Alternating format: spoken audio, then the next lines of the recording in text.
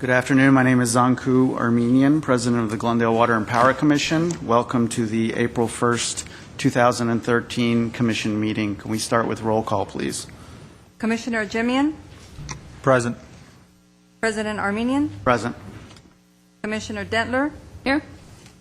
Commissioner Yao? Present. Commissioner Chan? Present. Next item.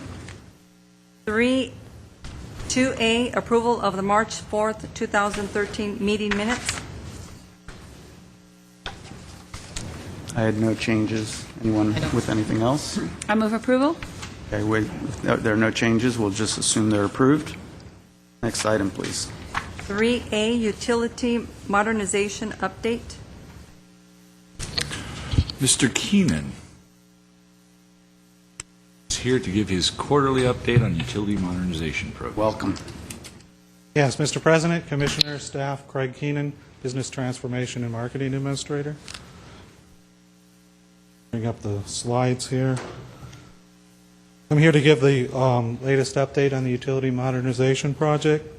There's not a lot happened since the last time I was here, but I'm going to cover it and give you a chance to weigh in on where we're at. Regarding the DOE project, I'll talk about the budget and expenses, work that we're doing this year, and what we project for next year. I've also added in the we received a copy of our latest update on the CMUA report that gets into results from our energy efficiency programs and our energy efficiency targets for the next 10 years. So I've added that in here so we could talk about that a little bit as well. So regarding the budget and expenses, so our DOE obligation is $51.3 million. Our project was originally projected to be completed by March 2013. We have received an extension to March 2nd, 2014. We originally expected to spend about $50.8 million by January 2013. We currently are at 45.6, so that leaves about the 5.3 million we've discussed in the past that we need to pick up next year. If you look net of grants, we're at about 25 million for the project after you take away the 20 million we received from the DOE and about 600,000 we received from the CEC.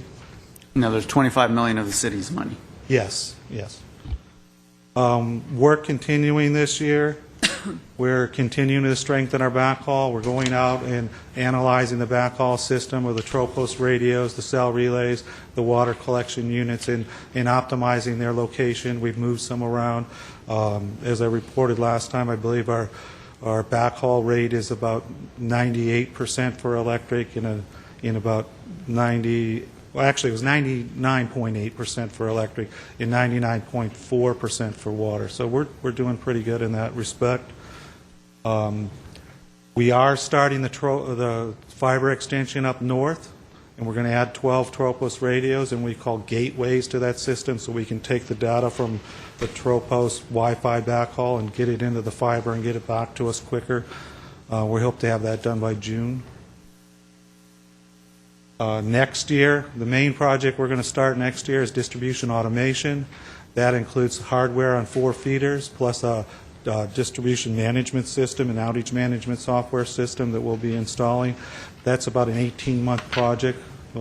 We hope to start that, like I said, in July, August.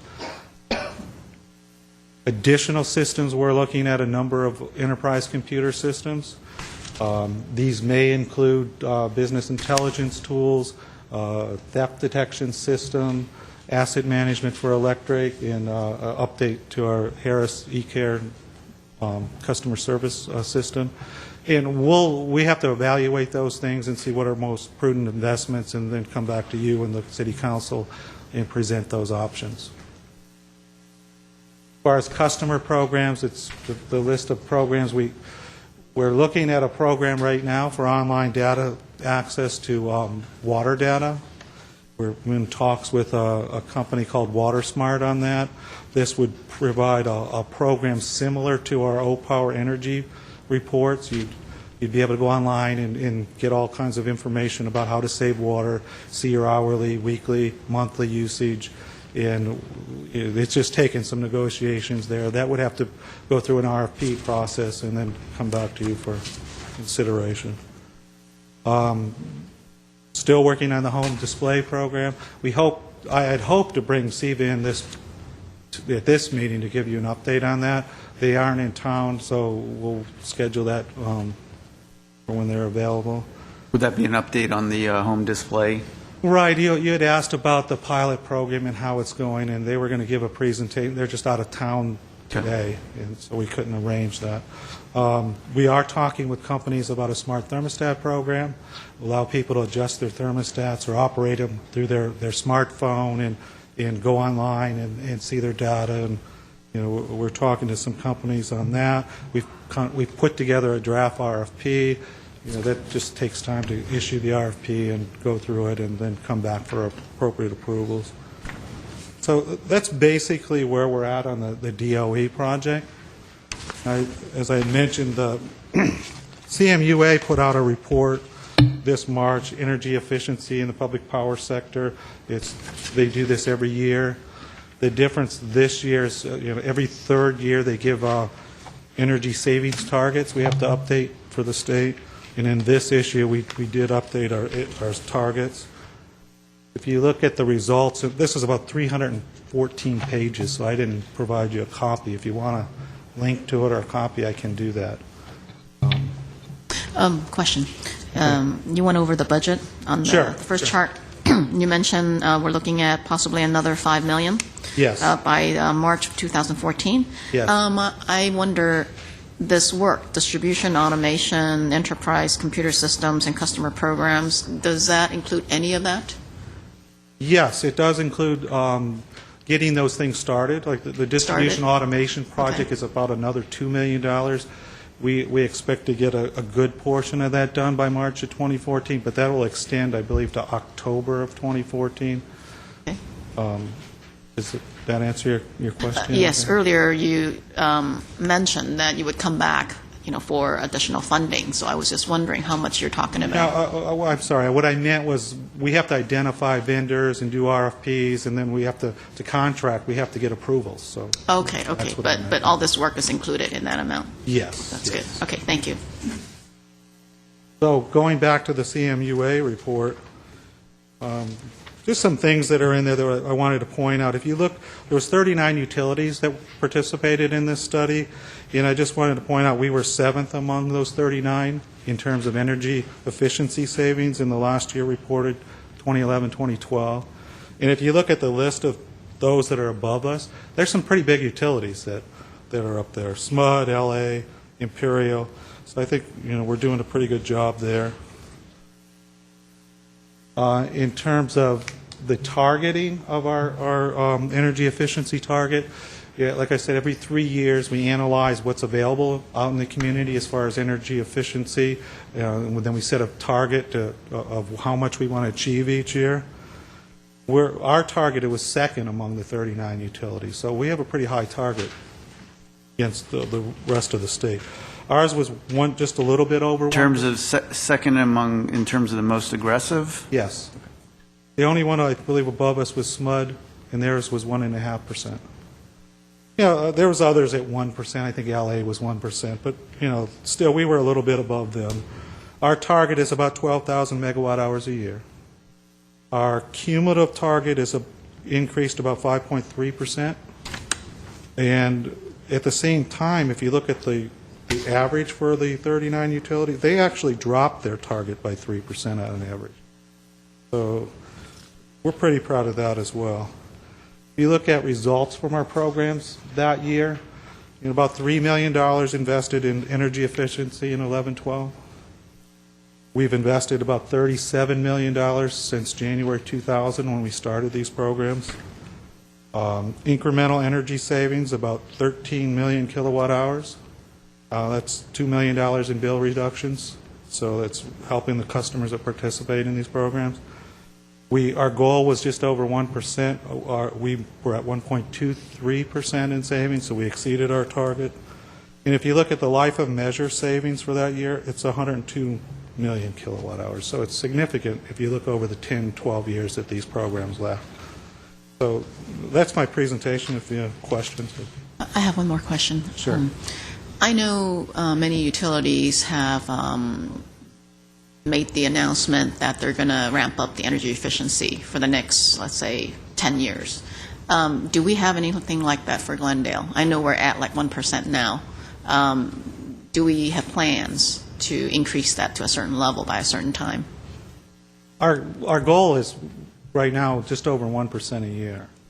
And that's, taking into consideration how much money we have to spend. That's the answer. Yes. Commissioner Chan, again, it's a balance. You look at the budget, you look at some of our other capital needs, and what you find is this 1% a year is actually a pretty aggressive schedule. So we'll continue to fine-tune that. It isn't something we sit on now and say forever it's 1%, and we're going to rest on our laurels there. We'll look at this, and Craig and his staff look at it on a constant basis. So I believe we do need to spend more time and focus and attention on that.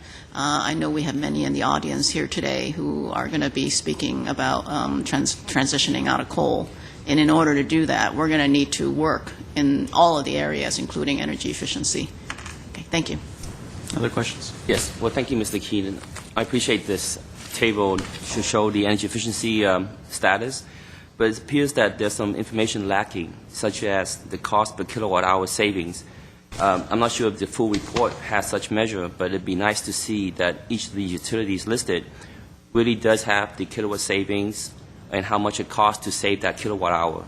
Can you describe some of those savings? Oh, you're talking about like... the costs? Sure. I believe our total resource costs for that amount of savings was 1.9. No, in terms of, if you look at the page where it shows the top 7 utilities, Yes. and it shows all these kilowatt-hour savings, Right. but what is the cost per kilowatt-hour that went into those savings?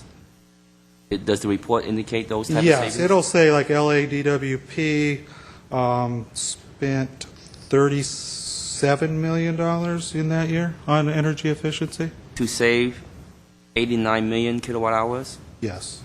Okay. Yes. So you would be able to break it out between each utility on how much they spend to save per kilowatt-hour? Sure. And then that would be a more cost comparison, because I would like to see how Glendale compared to that.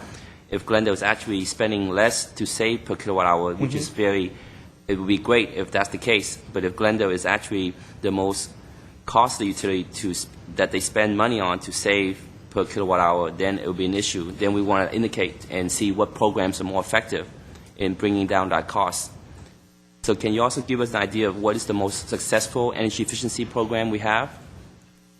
We have 2 programs that are most successful. That's our O-Power program. That saves about 4,000 megawatt hours a year for residential customers. That's around 1/3 of our energy savings. The other program that saves approximately that amount is our large business program, which you get a lot of bang for your buck there. It's maybe 50 projects a year. It's maybe $400,000. It gets you 3,000-4,000 megawatt hours of savings a year. But you're able to do that because you're doing chillers and lighting and big projects that get big bang. The O-Power one is small amount over 50,000 customers. So it saves maybe 3 or 4% off of participants' bill, which is significant to them. And it gets us, so that's 2 programs get us about 8,000 megawatt hours a year. As a follow-up to Commissioner Chan and what she's indicating, how we should focus more on a long-term strategy for energy efficiency, can you indicate, do a follow-up chart to show at least the top 7 utilities and how much it costs per kilowatt-hour savings that each utility spent? Oh, sure, I can do that. Yeah, that would be great to see. Problem. And then we can maybe discuss further on how effective that is and where we are relative to the other utilities. Great. Thank you, Mr. Keenan. Okay. Other questions? I have a couple of questions. Sure. One is on slide 2 on the DOE. Are we under pressure for meeting any specific DOE deadlines? Because I know you had gotten an extension previously. Yes, that extension is to March 2nd, 2014. And we had renewed our commitment for the $51.3 million project, and that we would have that done by that date, a year from the original date. And are you confident we're on track? Yes, I mean, we put the money in the budget. The budget still needs to get, approved and that, but we have budgeted what we need to meet that goal. Yeah. I hope that'll be part of the presentations, Mr. Zern, in terms of when we get to budgeting season. It will be, along with the caveat that a great deal of this budget depends on a revenue enhancement program this coming spring, so Understand, there are but some it's caveats. But it absolutely... made this is- commitments to DOE, so I don't want to, at the end of the program, be known as someone, as a utility that's not meeting its... Neither do I. Right. My second question, kind of related to the same issue, is so you have many slides that are titled "Work Projected for Fiscal Year 13-14." Yes. I'm assuming that that's all under the assumption that funds are allocated in the budgeting process. That's correct. Okay. That'll be all part of our budget proposal, which you'll see next month. And we'll lay it all out, and we're hoping that it all comes together and we get this done as expeditiously as we can. Great, thank you. And then my third is just a comment. I was in Washington, D.C. a few weeks ago, and I had an opportunity to meet with the Chief of Staff at DOE, as well as energy policy advisors at the White House. In both cases, just so you know, I plugged Glendale Water and Power's Right. program, and they were aware of the program at both places. So that's a good notoriety to have. Just FYI. Thank you. Thank you. Next agenda item.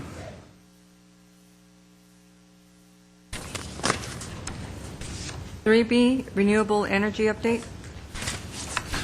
And Mr. Lenz is running to the podium to give you his update. This is actually, Mr. President, members of the Commission, going back over some previous presentations we had made, but we wanted to bring them back together, the next two, because we think they correlate well, and then I know there's a lot of discussion on a couple of issues involved with that. So we wanted Steve to come back and brief the Commission again on our renewables. He will also do the same on our current coal-fired generation, and we'll go from there.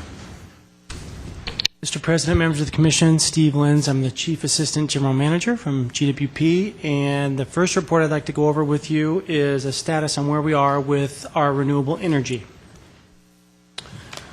So the first chart in this report is a good summary of our overall load and where we need to be with renewables. If you look at that chart, you'll see the very top line here is a blue line, and it represents our total retail load. We've got a double axis here. You've got megawatt hours on the left, percentages on the right. This refers to megawatt hours, and you can see we're at about 1.1 now and slowly rising up from that at a rate of about 0.5% a year. And it's important to highlight that what that really is a 1.5% growth rate per year reduced by the 1% of energy efficiency measures that Mr. Keenan just went over with you. So the red line below that shows our renewable energy obligation in percentage. You can see in the first compliance period it's 20%. It jumps up to 25% in the 15-16 time frame. And then finally in 2020 jumps up to the 33% that we've got to meet. The line on the bottom just shows you the number of megawatt hours that we have to procure to meet those goals, and I'll, in a later slide, show you the gap that we have between where we are and where we need to be for compliance. This slide shows you a list of our major projects of renewable energy that we have now. And Ormat Geothermal is in California. It represents about 1.5% of our renewable energy. High Winds is a wind project, also in California. That's about 2.35%. Pebble Springs in Oregon is another wind project that's over 5% renewable portfolio. Pleasant Valley in Wyoming, another wind project, 2.6%. Just trying to give you an idea of the magnitude of the projects. Tieton is a small hydro project in Washington, comes in a little over 2%. Grayson Landfill Gas is our biggest project, coming in at 7.2%. And I'll talk a little bit later. Which one was that one? I'm sorry, Grayson landfill gas, which is the landfill gas from our 7.2. Shoal Canyon landfill gas project. And I'll talk a little bit later how by modernizing Grayson, we can probably squeeze another 3.4, 3.5% out of that renewable energy. And then finally, small solar, and we've got a long way to go on small solar, but this is mostly the project we have over at the Glendale Community College, and it's only 0.04%. This is a pie chart, so it's another depiction of those projects bundled into types of resource. I also have all of our resources here. You can see that our coal is about 30%. And when I get to the coal projects update, that entire load comes from two projects, San Juan and IPP. And it's also important to note that although it is 30%, we are below the average utility here in Southern California. I'm showing our existing renewable portfolio at 20.9%. And an issue that came up in recent meetings with the Sierra Club related to what we used to do with our Hoover energy.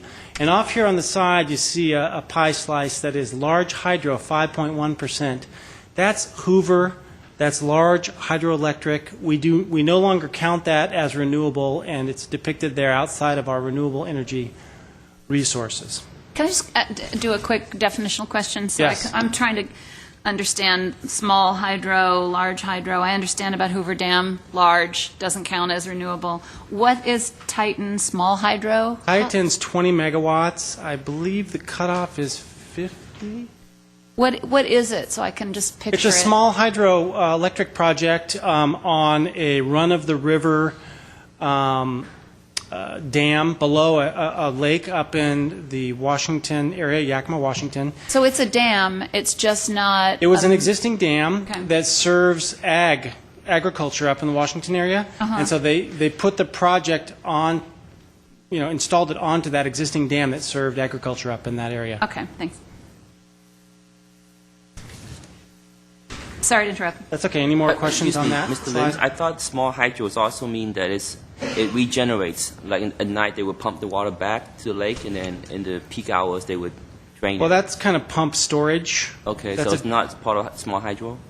Well, not really. I mean, I guess technically that's also the portion that generates is small hydro, but then they take it in the project you're referring to, and they will pump it back up at night off peak when energy's cheaper, and then let it flow during the day on peak. So it's kind of a combination of storage and small hydro. But we don't have that project in our profile. No. Not yet, anyway. Okay, so the next slide is the slide I referred to earlier, which shows the gap between what we have and where we need to go. And you can see here the red line is kind of a projection of what we have in our portfolio now. The blue line, once again, is the megawatt hours of renewables that we need to have to be in compliance. This gap here between the blue and the red line is the energy that we need to procure to meet that compliance target. So on the next page, these are some of the projects we're looking at. We've got 3 compliance periods that we're focusing on. We're obviously focusing on the first compliance period, which is 20%, and we're pretty much set for that. We're looking forward to the next couple of periods, and we already have options for 2 wind projects with LA. The Linden Wind Energy Project's about 1.3%, Milford's about 0.6%, and we're evaluating a long list of other projects at SCAPA. Over 300 RFPs and proposals have been submitted, and our staff... To SCAPA. To SCAPA, and our staff is continually evaluating those projects with a team that is jointly paid for by the SCAPA utilities. How many, all SCAPA members participating in that process, or no? Most of them are. And everybody, they'll offer a project up, and then everybody kind of says whether or not they want to be participating on that project. So they're in and out of various projects through the process. One more question. On the projects that you have already identified, do you have any approximate cost per kilowatt hour on those projects? Well, there's a wide range. I mean, as a very, thumbnail proxy I use, around $100 per megawatt hour for renewables. But they range as low as in the 70s to as high as in the 120s. And the costs are coming down. Right. I mean, I can come back at a different time and we can look at the cost for projects that we own, specific cost per megawatt hour delivered to, our retail users, if you'd like, next time. I think that would be helpful, Okay, just we can look at because, we're dealing with a lot of trade-offs and these sorts of issues with regard to budgets, so I think it's always helpful to boil it down to the cost as well. As I mentioned earlier, we've got landfill gas at repowered Grayson up here. If we can get more efficient units at Grayson, or if we can clean up the landfill gas and put it in SoCal pipe and send it over to other more efficient units somewhere like Burbank, we think we can squeeze another almost 3.5% of renewable energy out of the existing gas just by having more efficient units. Solar in California, utility scale solar that we're looking at is potentially another 5% of renewable energy. And then finally, we're looking at some biomass in Washington that's another 3.5%. And I think, Commissioner Dentler, you asked about that before, and as I recall, it was a wood pulp project. I'm sorry, can you back up to the landfill gas? Landfill gas. What did you say? If we can do what with Burbank? If we can. We have landfill gas. Right now, it gets piped down to Grayson, and we burn it in our only units that can burn it, which are 1957 boilers with a heat rate of 13 or 14,000. Very inefficient. Magnolia has a heat rate half that, about 7,000. So if you put that same gas in a unit that's twice as efficient, you get, I'll simplify it, roughly twice as many megawatt hours out of it. So we're looking at either putting more efficient units at Grayson or finding a way to clean up that gas to pipeline quality, put it into the SoCal pipe, SoCal gas pipe, which is also intersects with our power plant, and then take it from there over to Magnolia. Okay, that's the Burn part. You are a fast talker. Sorry. You get a lot in a. I'll slow down. No, you don't have to. But it just once in a while, it means people like me will interrupt you. So thank you. So the last project we're looking at is biomass in Washington. And then on top of all of this, we are looking through Craig Keenan's programs at local solar, rooftop solar. The feed-in tariff is going to be coming July 1st, and that should, we think, spur some additional local solar. And this is the final page. I don't expect you to be able to read this, but it's kind of a snapshot of our system. And what I want you to take away from this is that our system is spread all over the entire western United States. We've got wind up here in Wyoming. We've got, the coal is out here in Arizona and Utah, and you've got wind all the way up here in the Northwest. And, we're trying to find the best resources along these transmission corridors to minimize, the cost to bring them in.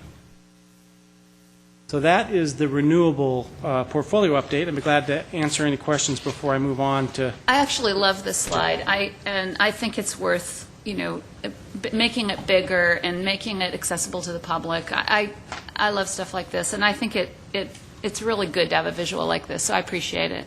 So we can't quite see this one on paper, but I appreciate you doing this. Well, it's amazing when you see it. Most people don't think that we're spread across the entire western United States. Well, I think when you take this coupled with the cost issue is how you kind of come to some conclusions at some point or have the information to make decisions about what sort of renewables you invest in and what it's, when it's worth doing it versus the cost prohibitive nature on the other side of the spectrum sometimes. So I think this is an important consideration as the utility tries to balance all these policy decisions along with keeping rates and reasonable and costs for the utility reasonable. Well, and just to comment on that point, we did recently just have council authorize kind of a sophisticated model that will help us model all of the generation, all of the transmission, all of the carbon costs, all of the rec costs, And we put them in this model, and we're right now just kind of queuing that model up and training on it, but it will help us make these decisions. And, you know, some things we have to consider are, you know, are we accurately modeling the environmental impact? And some things are easy, like we're clearly modeling carbon and REX because we have market costs for those, and we have to look at, is there something else beyond that? And we're starting to consider that as well. But this model is helping us balance all these factors to try to come up with, you know, optimal renewable solutions. Yeah, you just mentioned RECs and modeling those things. What's the status on tradable RECs? I mean, can we trade renewable energy credits to make up any compliance gap if we anticipate anything? Well, there's regulations out dealing with RECs. There's 3 categories. They call them buckets: bucket 1, bucket 2, bucket 3, of types of renewable energy credits that you can use to satisfy the obligation. And we can use any or all of them. We have a lot of our older resources are grandfathered, but then to fill the gap that I showed you on that earlier slide, we can use a percentage of 50% bucket 1, 25% bucket 2, and 25% bucket 3. So yes, we can use a small portion of tradable RECs, as they call them, TRECs, in that mix. Other questions? We do have one public comment, so we'll ask you to come back for the next agenda item. So I want to move on to one public comment on this particular agenda item. Forgive me if I mispronounce your first name. Rhodey Stevenson. Hello, I'm Rhodey Stevenson. I just have 5 minutes. I have a very, I won't take nearly that long. I just have a very minor comment here. It seems to me that this issue of ramping up renewables is intimately related to the next agenda item of getting off coal. And I would, you know, suggest maybe for future presentations you try to integrate the two into a comprehensive view of all your needs and where it's all going to come from, and, you know, go out 15, 20 years and have a long-term plan. That's my only point. This probably shouldn't be separate from the next item. Yeah, we actually have regular updates on this factor. We don't have regular updates on the coal, but your point is well taken. Thank you. I thought you do have quarterly updates on coal. On the renewable, not on the coal. Well, we do now. Specifically. We do. Yeah. We just embarked on the quarterly coal. So Yeah, I think you're that'll doing be them. from here on out. The next agenda item. 3C, coal project update.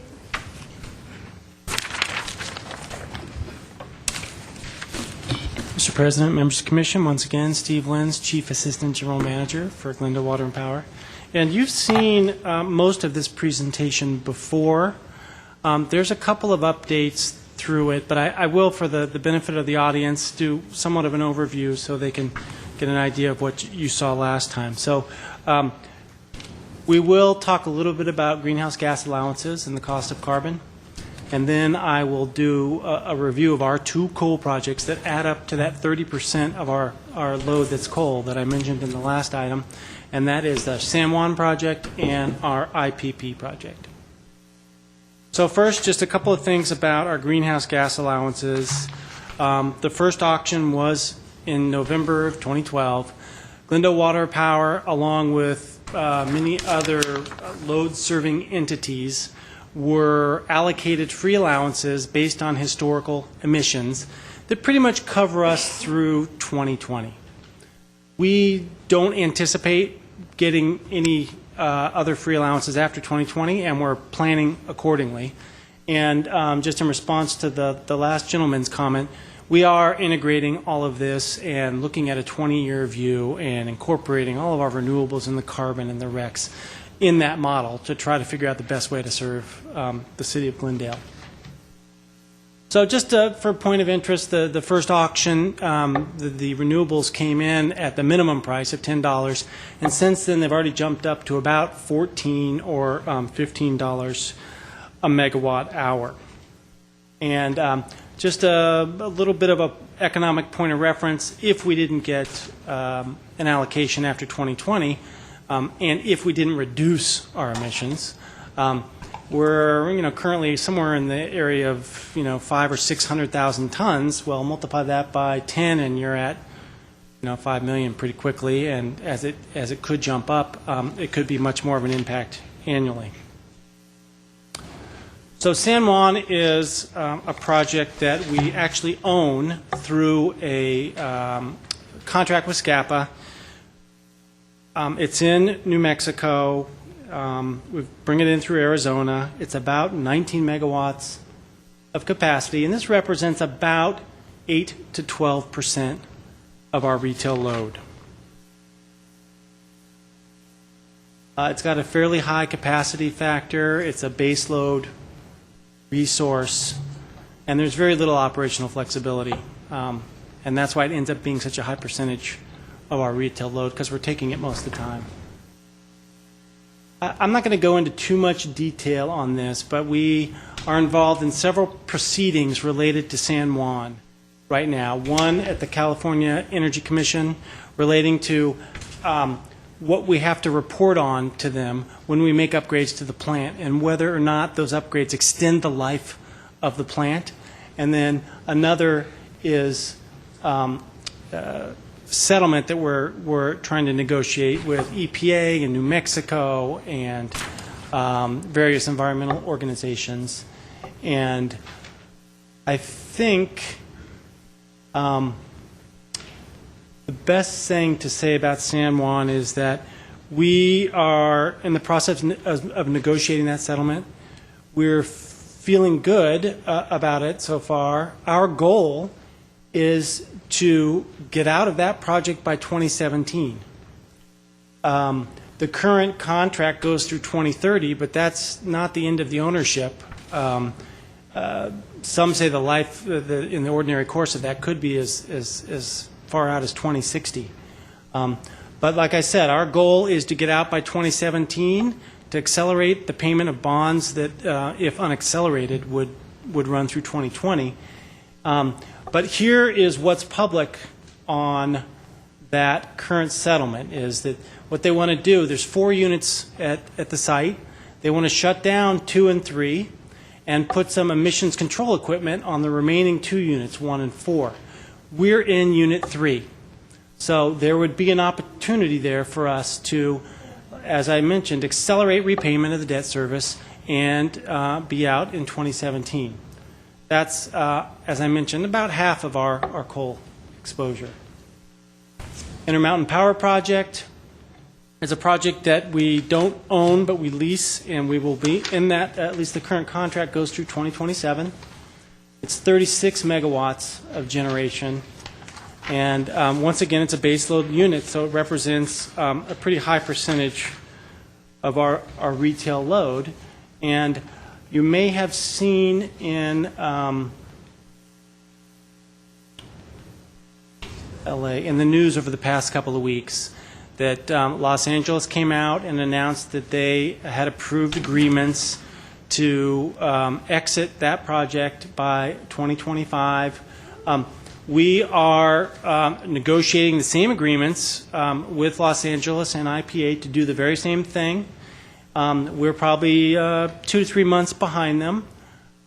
We are hopeful that we will be able to work out those agreements. And as LA, our goal is to be out of at least coal at IPP by 2025.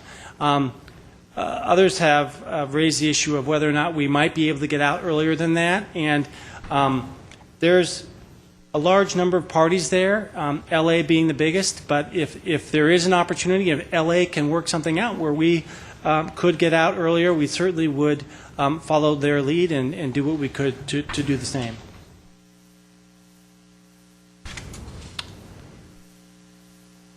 And this just relates to the repowering issues at IPP. A couple of questions relating to, okay, so you're out of coal. Now what are you going to do there? A lot of people fall back on, let's just put a big gas unit in there. And I think LA has a big need for their retail load, and so they're looking for, I think, somewhat of a big a gas unit. Glendale's smaller, and we're looking for, I think, a little more flexibility, and we're focusing a little bit more on, how many more renewables can we actually move through that transmission or maybe even put at the site. So that's part of what we're trying to negotiate in our agreements, is a little bit more flexibility in terms of how much gas and what types of renewables we can put on the site. But in conclusion, we certainly see us getting out of coal over the next decade. There's no immediate changes. We do have to negotiate these agreements. I think the earliest we could anticipate being out of either of the projects is 2017. We are modeling the economic consequences, and when we have that modeling, we'll bring that to you. But overall, our objectives are to reduce environmental impacts and reduce our emissions, because we've got incentives to do that, and we know it's the right thing to do. So that's the way we're headed, and I'd be glad to answer any questions if you have any. I have a question. So, given where you concluded, I don't know whether you can answer, Mr. Zern, and as we have on our agenda for the next commission meeting to start looking at the 2013-14 budget, I know you say you're still doing the economic modeling, but in terms of what we will be proposing for budgets in 2013 and 14, how are you factoring, either are factoring or going to be factoring in the issue of what the costs are for the exit? Mr. Armenian, what we look at every year in our budgeting is the potential opportunities we have to increase our renewable portfolio. So next year we have some specific projects. The Ice Bear is one that comes to mind that we have down there. So we will either put in specific projects. Also, as Steve mentioned, through our negotiations and our inner workings with SCAPA, we'll have an idea when some of those projects are coming online, and if those are things that we're interested in, we will put that money in the budget as well. So when we get to the point of presenting that to you, we'll make a point of highlighting those particular areas and showing you what we're projecting for at least the 13-14 year. We do look further ahead, obviously, as Steve was mentioning, especially on those larger SCAPA projects. And SCAPA is really where we're going to do the majority of our heavy lifting on this, the opportunity to go through that organization. We're still a small utility here. These are difficult projects for us to undertake, almost in some cases impossible for us to undertake by ourselves. So we take advantage of the buying in bulk, so to speak, the buying power of all the different utilities.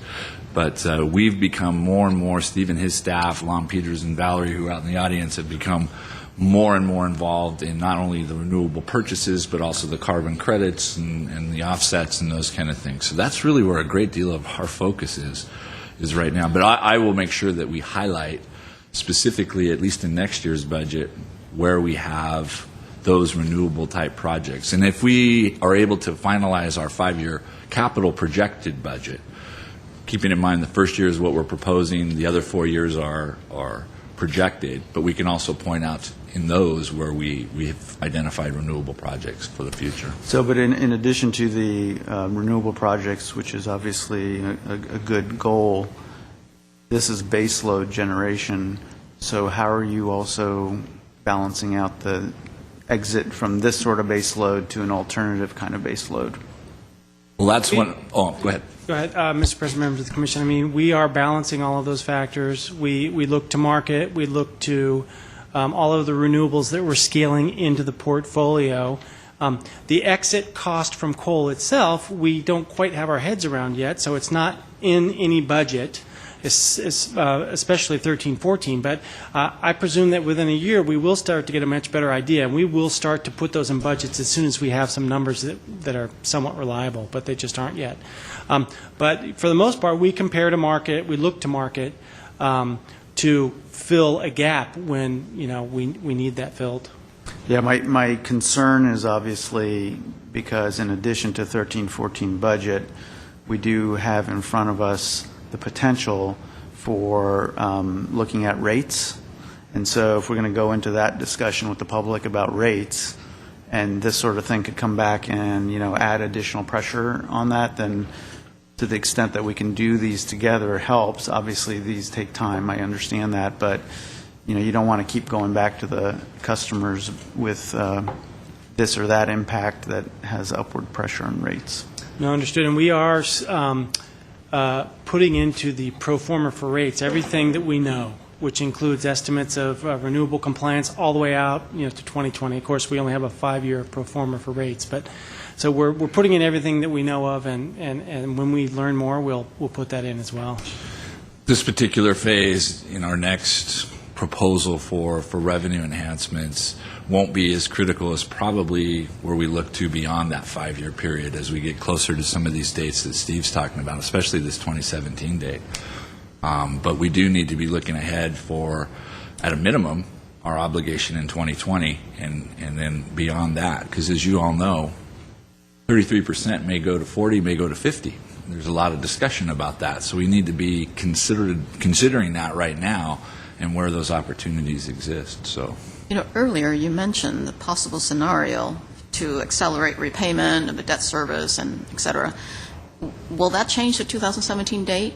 Is it, if you're successful with that, would that even speed it up earlier than that? Well, or? the current proposal is to accelerate 2020 bonds to 2017. So I see. I haven't heard anything that would accelerate it more than the 2017 date.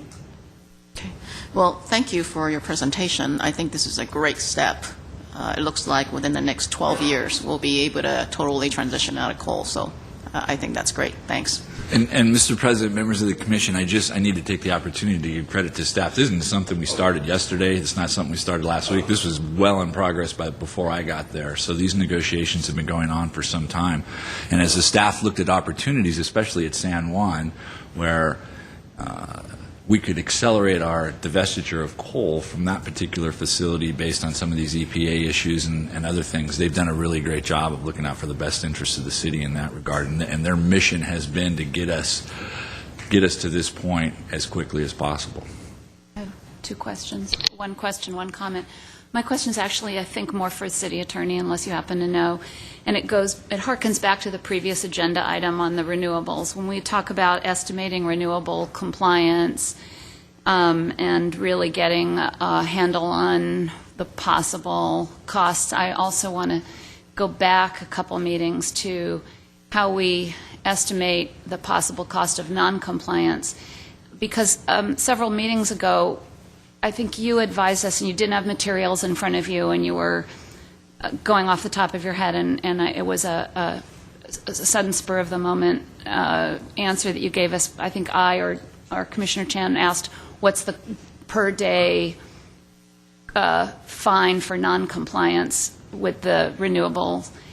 And you gave one figure, and then a couple days later, the local newspaper gave a really different figure. And so I was wondering if maybe we may not have the information for today's meeting unless one of you happens to know it. But I think it would be really good for the public and us on the commission to know what the actual fine is per day for noncompliance. Commissioner Dentler, we can certainly bring back that information to you. I don't have that with me today. Yeah, thank you. And then my other question is really more in the nature of a comment, but I think that's an important thing to clarify and to make sure that the news press gets the correct information. Did you want to weigh in on that? Well, it's just subject to check. I mean, it does go to ARB under the Health and Safety Code, and it can be up to $1 million a day. I think that's the extreme. At some point, we actually were looking at that alternative, but at this point, that alternative is off the table as far as we're concerned. And sure. No, I understand that. doing everything we can to... Of course, but targets. the public read right after our meeting that the fine was $10,000 per day, which is quite a big gap from $1 million. So I think it would be good to clarify that. I'd really like to know. Yeah, thanks. Follow up on that. And then my last comment is about following up on Commissioner Chan correctly complimenting staff and the general manager for getting us on a good path over the next 10 to 12 years. But I want to harken back again to a few meetings ago where I think she was the same commissioner who asked, do we not have or should we not have an actual written timetable? And one difference between our city and the city of L.A. is that in L.A. there was a very assertive, outspoken mayor, who weighed in on this and was adamant that he had a political goal for his city, and there were members of the city council that pushed for an actual setting of a timetable. And we're a different city and we do things differently, but I do think that we shouldn't lose sight when we have these updates on both renewables and on coal, which is great that we've built them in now to our agenda. I think at some point this body and or city council should consider having timetable for our city, at least a statement of policy objectives that signals to our community that we are we have consciously, intentionally crafted a policy that is going to get us to the deadline. And I think that's very different from saying, well, trust us, we're all, we all in our hearts we're on a good path, and we're really gonna try, and you can trust us that we're going to get us there. I think for kind of transparency in government and having the public really see the progress towards the goal, it would behoove us to consider adopting an actual policy. And that would be my intention at some future meeting as I learn more about this. And Ms. Dent, you don't trust us, Ms. Dent? Not at all my point, but... Mr. Lenz mentioned the integrated resource plan, and I think that might be a great opportunity. I'll work with him and see what the timeline on that is, but that might be a great opportunity to set some of those things in a written format that comes out as this is our plan for the next 20 years or 25 years, whatever that is. But let me work with him. I agree. Let me also go back to the first statement you made, and I think it's very important. I just wanted to say I agree with you 100%, is that we had a lot of citizens who approached us during our last year's rate presentations about why are you spending this money on renewables? And of course it's the law, but it says, okay, so what happens if we don't follow the law? So I think having those numbers and what it means to us in the greater, it's not just the ARB fines, it's the carbon penalties that we could have to pay or purchase of those credits to try to meet that. So I think it's a very good point. We want to make sure that we balance this by saying, this isn't just some knee-jerk reaction. There's a lot of things that go into this, and while we'd like to do everything we could to keep our rates low, and we do, there are some things that are a little out of our control, and these are some of the ramifications of us non-complying.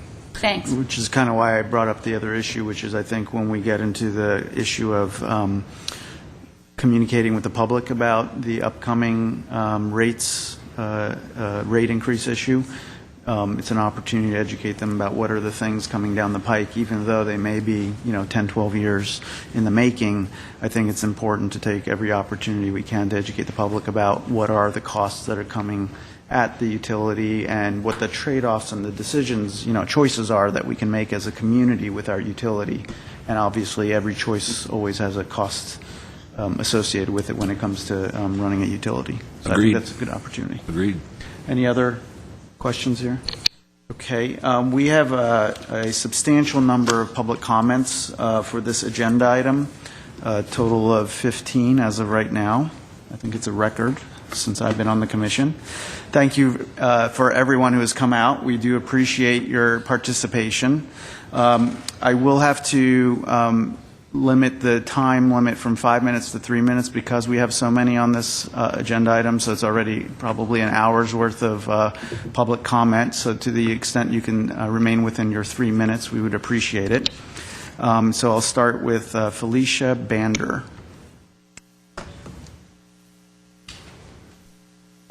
Hello, my name is Felicia Bander.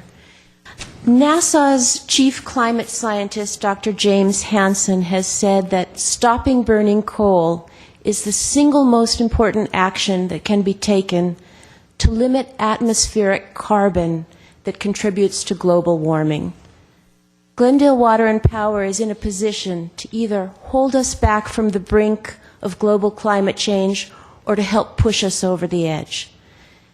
These are extraordinary times in which proceeding with business as usual is truly a dangerous option. Transitioning from burning fossil fuels to relying on clean renewable energy is not easy, but it's absolutely the way of the future. As we head into the future, the cost of fossil fuels will continue to rise, and the cost of renewables will continue to decline.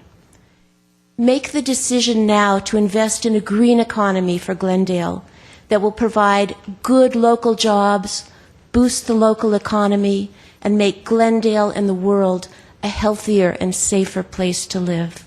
Thank you. Thank you. Andy Rusinak, be followed by Tom Brady. I'll try and be as brief as I can. First of all, I absolutely admire the fact that we're making the effort to reduce our dependence on coal and ultimately eliminate it as quickly as we possibly can. In that vein, maybe I can help Mr. Lentz out a little bit. I just heard this week that Lancaster is the first city in California to require solar installation on every new structure built. Now, I don't know if it's every new structure or most of them, or, you know, a home has to be a certain lot size, et cetera, et cetera, et cetera. But I certainly think that this is a solution that's almost elegant in its simplicity to at least move us forward, at least vis-a-vis new construction. And if you think about it, over the next few hundred years, maybe all of our houses are going to have to be torn down and rebuilt, and so that this would apply to them as well. So I guess my only question is, would you, as maybe speaking for the commission and you as speaking for the manager, that would take business away from you guys in theory. Would you oppose this if we were to propose something like this to City Council? Well, go ahead and state your position. I think we're not going to have a dialogue here. I want to say absolutely not. I have installed a solar system in my home, so I totally believe in it. I would not be opposed to that. Okay. I mean, I just think as an entity, it in theory hurts you, but in reality it helps everything you've just been talking about. So, my 2 cents. Thank you. Tom Brady, followed by Rhodey Stevenson. I'm Tom Brady and live in Lockridge Senate. I recently retired as the recycling coordinator for the city of Glendale, and I'm here to join others in supporting stopping the use of coal-generated electricity in Glendale as soon as possible. Climate models indicate that Southern California is particularly vulnerable to global warming because of the decline in the Sierra snowpack. And the last 2 years, the low snowpack have seem to be validating those predictions, very much of lower snow levels and less usable water, which is very important. I've been working with the Citizens Climate Lobby to combat climate change on another number of fronts, particularly federal action on a much-needed carbon tax. Before I retired, many of my city responsibilities involved reactions to reduce carbon emissions through a zero-waste plan, and I worked with Steve on developing an anaerobic digester to generate renewable energy from food and anaerobic and organic waste at Shoal Canyon landfill, which could also be placed in that same pipeline from the landfill. And also mandatory commercial recycling. I'm very aware of your department's efforts to get out of your contracts for coal-generated power and understand many of the obstacles you face. I believe your efforts will be more successful if you follow the lead of Los Angeles in making a more clear public commitment to get off coal and to transition to the conservation of renewables, much as Ms. Delner was indicating there. The citizens of California are aware of the dangers from global warming and want to see your department present a clear plan to make the transition. The environmental community can be your strong ally in making the case for investments to reduce the city's carbon emissions. Thank you very much. Thank you. Rhodey Stevenson, followed by Maury Wolfson. Okay, thank you again. I noticed that this project was called the coal project on the agenda, and I would suggest for future meetings you call it the Getting Off Coal project. I would like to commend you for the San Juan decision, and I hope you will do everything, as a matter of policy to make sure that that date doesn't slip and go beyond 2017. Whatever obstacles will come up, I hope you can overcome them and make sure you do not renew that contract. And I would also add that you ought to have, I'd suggest you have a policy that you will not sign any new coal electricity contracts to replace either San Juan or IPP, just as a matter of policy. You're going in the right direction. You don't want to go backwards. I would point out, however, that as long as the ultimate goal has got to be to get these coal plants shut down. Now, it looks good on Glendale's books to get off both the San Juan and the IPP contracts, but as long as those plants are running at full capacity and putting out CO2, you're not making any improvement for the actual climate. And if you build a natural gas plant in Utah next to IPP, you'll actually be increasing the total emissions as long as that plant keeps operating. And I saw nothing in the LA DWP plan that guarantees that that plant will shut down. So I would urge you not to rubber stamp the LA DWP proposal and to really, rethink what you're going to replace that with.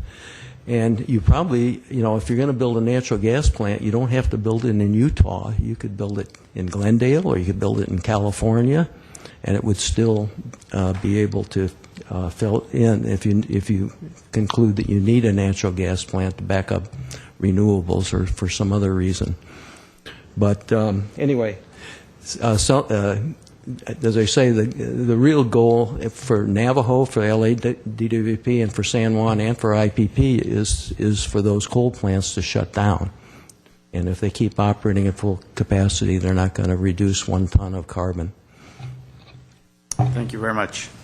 Maury Wolfson, followed by Fernando Christensen. Hello.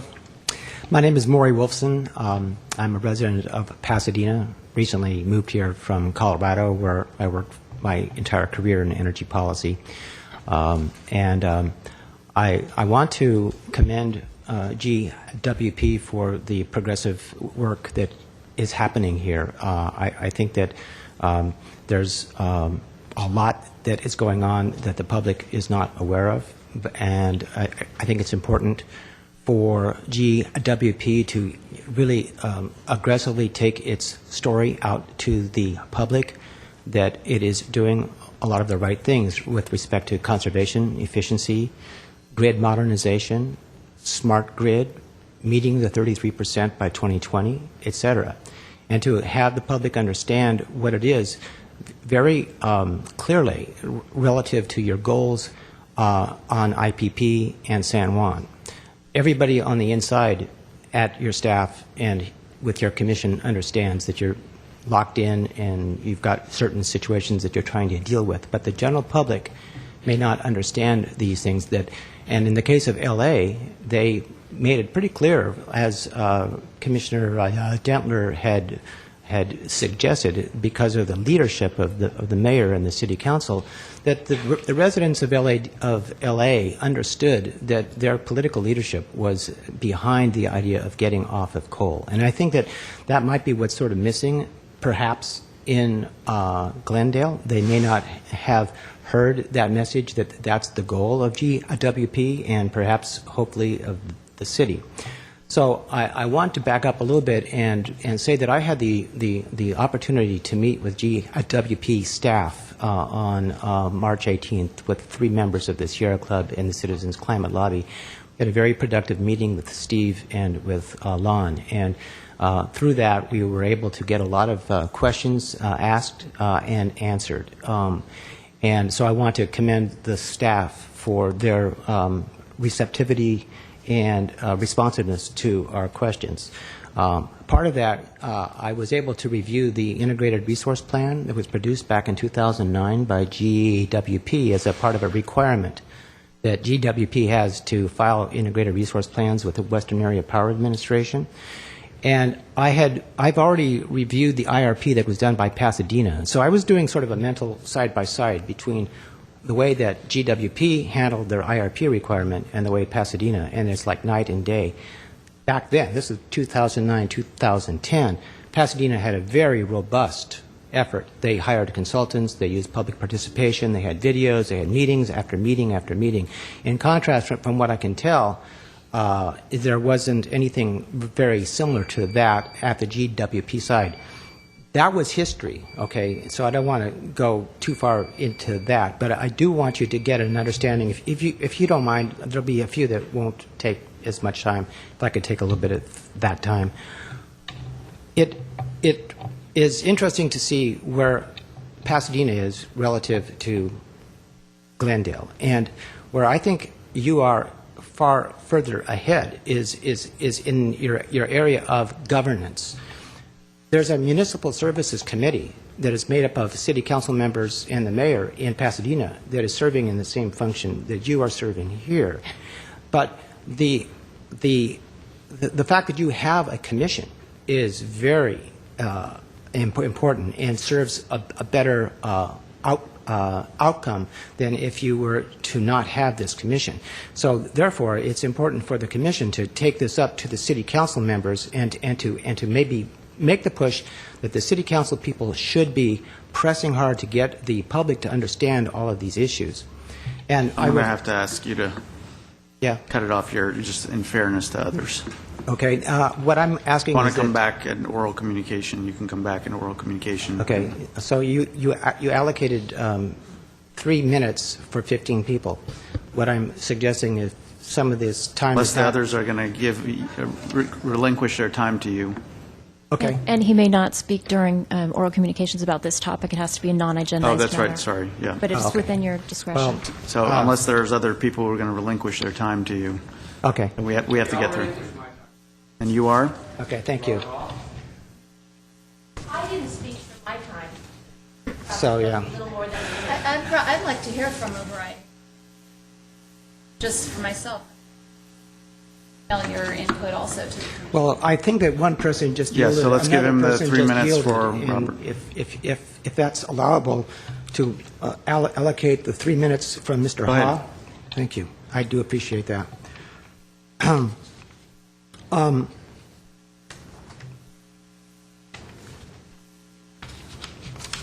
You were talking about the commission, us having a commission. Yes.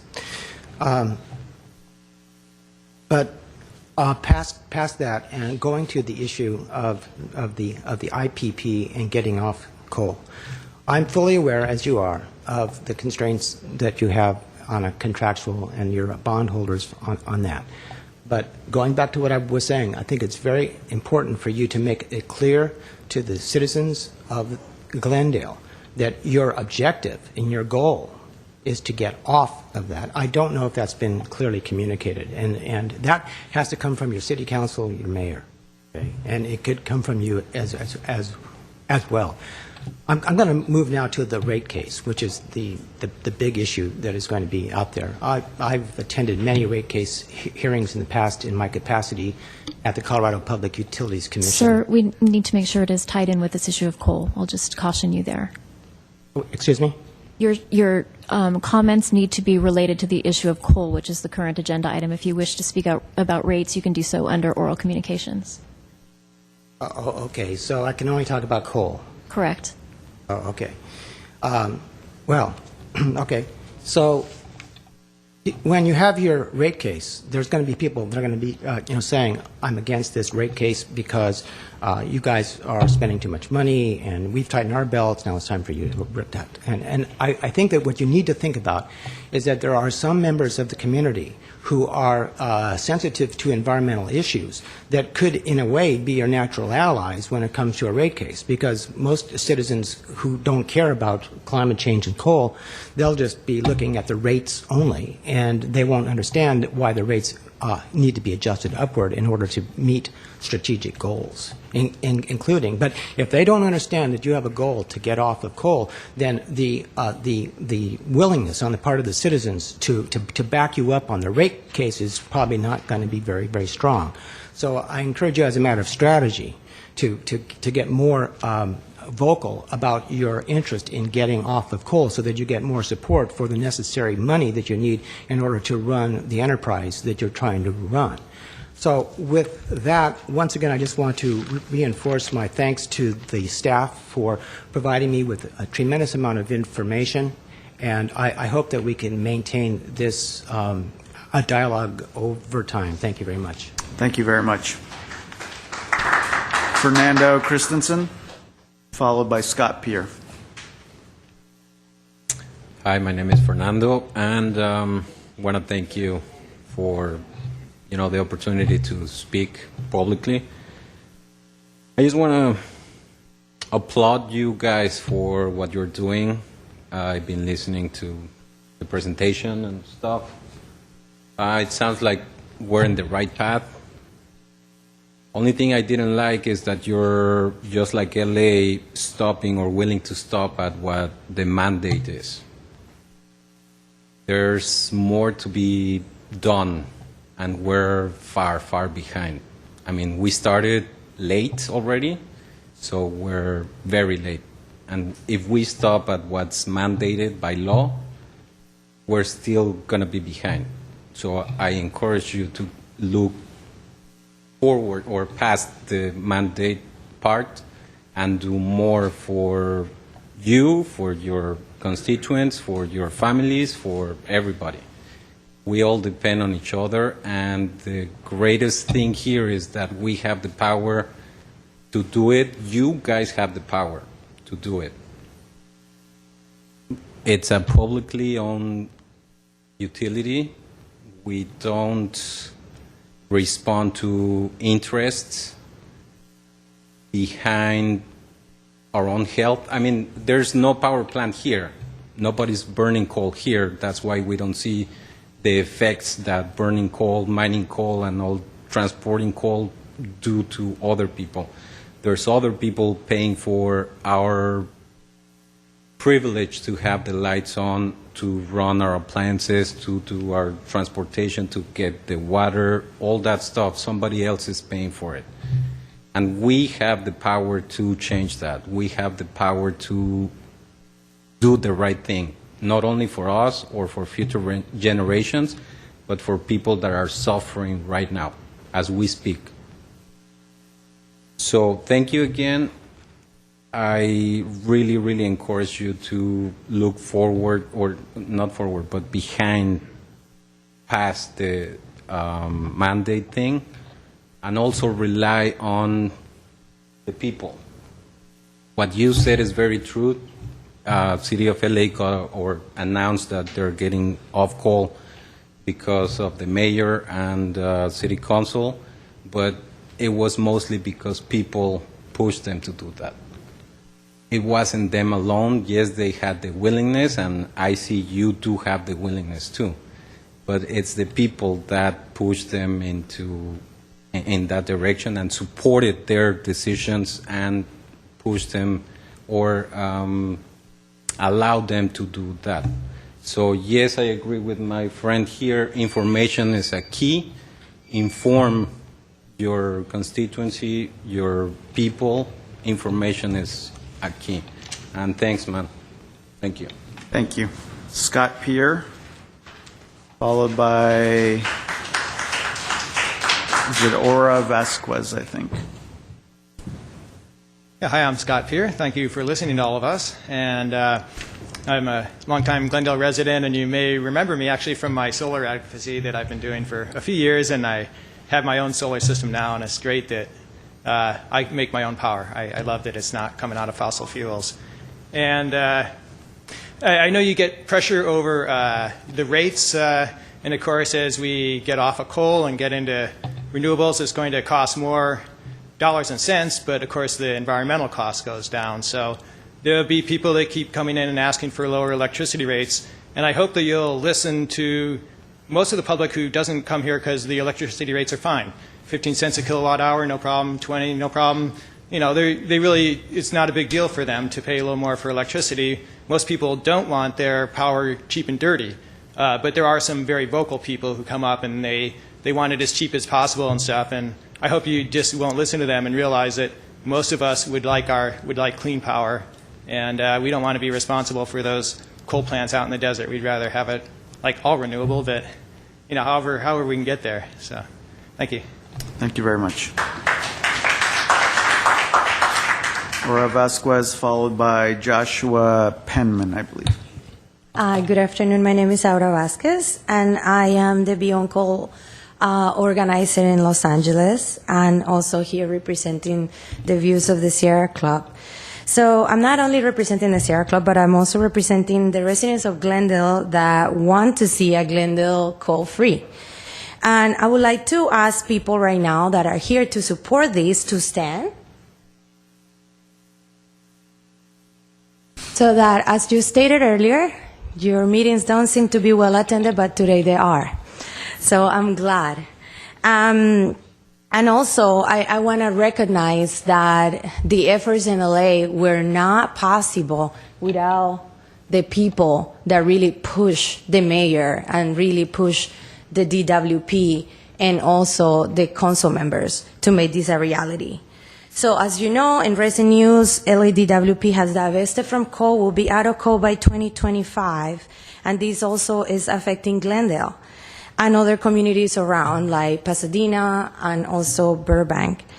And decreasing and stopping Glendale's reliance on coal will bring the type of economic prosperity that the city really needs. So we're not only talking about reliance here, but you guys can rebomb your economy with renewable energy and jobs in the clean energy industry, such as rooftop solar and energy efficiency. And I can speak on that because we were a big part of making that a possibility in LA. So I have no doubt that this city will be able to achieve that as well. I'm very pleased to see that Glendale is really reevaluating the way that you are taking a stake on coal. And I applaud all and each of you that have made this a reality or that are considering this. And I also wish to see, as many have stated today, a renewable portfolio standard that is full of clean and renewable energy. I urge Glendale to work with maybe the LADWP to get this done and to get it done as soon as possible. We need this to happen now. This city has state mandates that need to meet, so I'm sure you're very well aware. We urge you to act with urgency and to finalize the contract with not only IPP, but with other coal providers that you already seem to be facing now. So again, from the Beyond Coal campaign, let us know how can we help. We just helped the city of LA to get to move beyond coal, and our campaign is leading the way in Southern California to get cleaner, coal-free Southern California for all. We are all ready to lead the pathway, and Glendale, we hope that Glendale too. Thank you. Thank you very much. Joshua Penman, followed by Megan Thomas. Hi, my name is Joshua Penman. I just wanted to echo a lot of what the people that came before me say, and again, be another voice. I live in Glendale. I have an 8-person home. We pay pretty high electric bills, but I wouldn't mind at all paying more if it meant that my money was going for renewable energy and not coal. I really hope that you're not imagining some straw man ratepayer who says, I can't pay any more money, because that's such an anathema to me.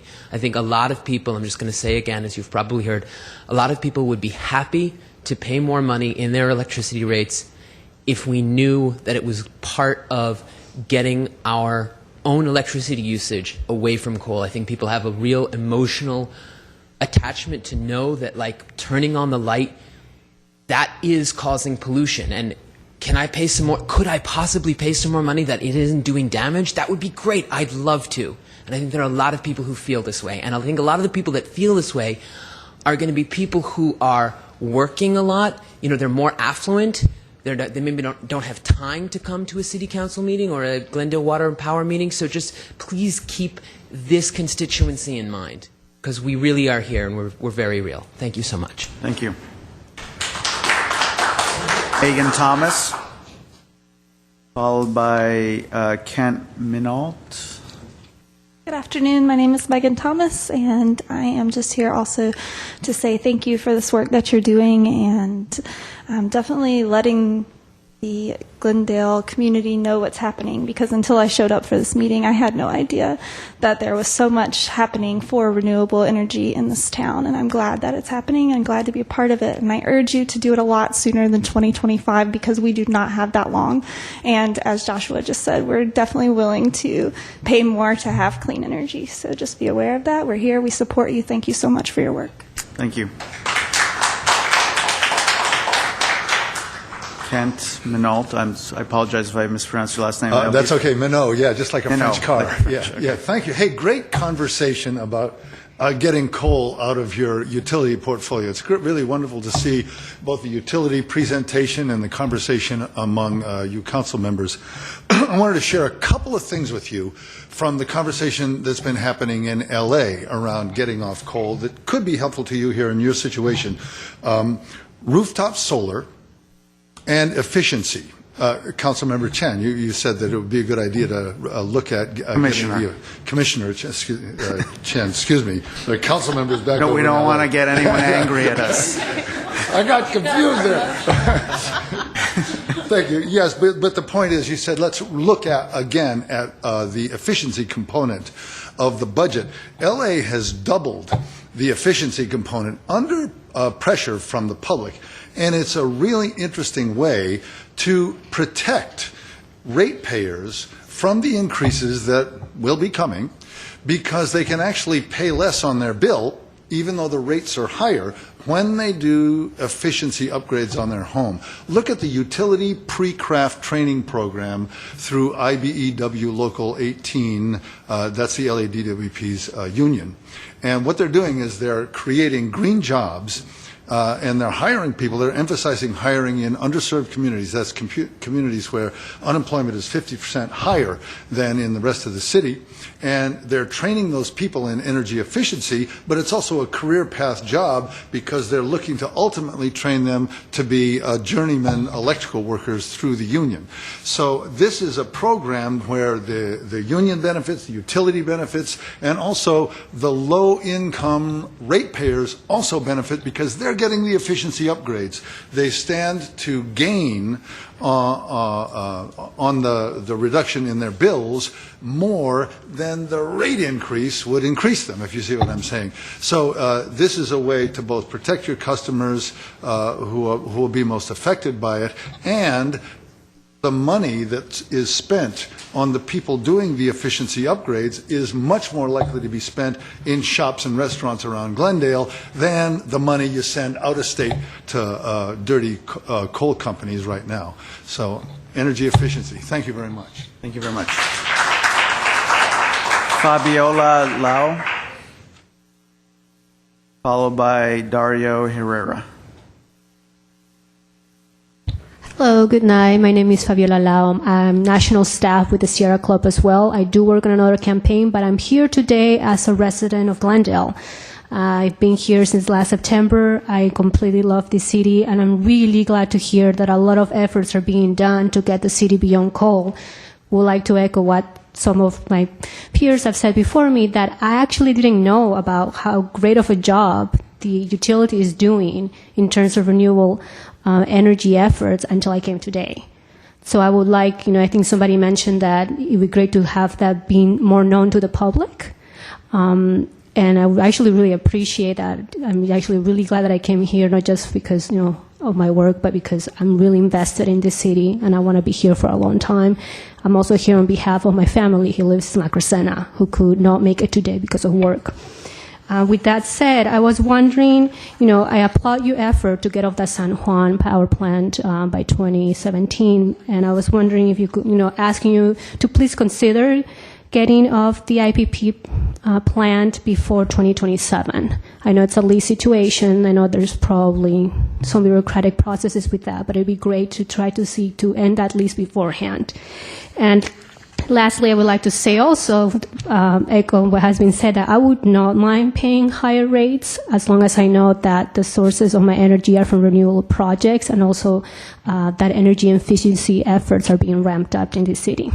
So thank you. Thank you very much. Mr. Zern, are you taking note of all the people willing to pay more? Yes. Yeah. In fact, if they're still here after the meeting, I want to talk to all of them. And I know that they will all be putting on their schedules multiple appearances before City Council. Dario Herrera. Be followed by Ronnie Solman.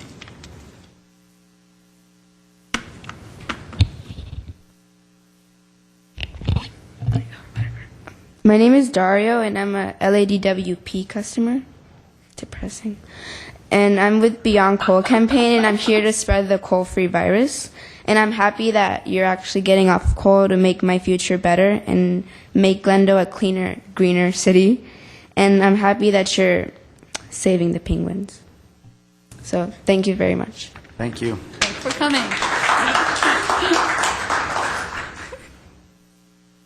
Hi, I'm Ronnie Solman, and although I don't reside in Glendale, I live very near here, and I come here to shop and to go out and to eat out and stuff like that. So I use your power. I also just want to thank you so much. Didn't know that you were as committed as you are to getting off of coal as early as you want to, and I also urge that you can follow suit with LA getting out of the IPP earlier than 2027, perhaps 2025 or earlier still if it becomes possible. And in LA, the Beyond Coal campaign actually pushed the city of LA to increase their energy efficiency portfolio and rate increases tied to that, where even the Sierra Club said, it's all right, you can go up a little more on the rates if you can up the energy efficiency part. And they did. And there was very little objection. We went to a lot of commissioner meetings, and everybody was saying, yeah, more rates, because we want the energy efficiency, and we want the green energy. So, in fact, that's what we do want. That's what Californians want. So thank you very much. Thank you. That concludes the public comments on this agenda item. I'll just say, first of all, thank you to everyone who came out and took interest in this issue. We always appreciate the participation of the public, even if you're not a Glendale resident. We always appreciate the public participation. Energy issues don't always get the top billing in terms of interest with the public, but I think they need to. It's very much tied to our societal health, and our functioning of society is very much dependent on energy and power. So do appreciate everything that you're doing to both participate yourselves as well as bring attention to these important issues. The only other comment I wanted to make is that, these issues, different people have different perspectives on a variety of energy issues. The challenge for a utility and for a body such as the Commission is to look at all the balancing that has to be done as you do forward planning for a utility. Look at the budgetary impacts. Look at the health impacts, obviously in this particular case. And so those are all the things, the many factors that go into this decision making. So I'm sure that I know this commission is very much interested in looking at all those issues. We have for a while, and I know that Glendale Water and Power staff certainly weighs all these matters as well. And this is where your participation as the public comes into play as well, both in this forum as well as separately with staff. So appreciate all the participation. Any other comments from my fellow commissioners? I have 3 motions that I'd like to ask be placed on next month's meeting agenda, if there is additional support on the Commission for doing so, and I'd like to read my motions, and I have them written out to give to the city attorney. Should we deal with those now or in That's the Commission's prerogative. You can do it either way. We certainly couldn't entertain those motions today, as Commissioner Dentler, I think, is well aware. They're on this topic. I think we should handle it now, since our minds are wrapped around that. Right. So I was anti-coal fired up and ready to go with some motions. I wrote some motions incorporating some of my thoughts, my own research, some of the input of the audience, and I also wanted to tell my fellow commissioners that I greatly enjoyed sitting through a meeting of the City of Pasadena's governing board of its local municipal utility, which is handled differently than ours here in Glendale. It's a different governance model, but in any event, I enjoyed sitting and observing how they do things there. City of Pasadena, I learned, has significantly greater reliance on coal than Glendale, so makes Glendale, look like a leader in so we're ahead of our neighbor Pasadena, but we still have work to do to get off coal. With that in mind, I wanted to suggest these motions and see if there's support for any of them, or perhaps amending them. Number one, the City of Glendale, and these would be in Before you the proceed, nature of... City Attorney, do you want, Assistant City Attorney, don't want to get Mr. Garcia mad at us either.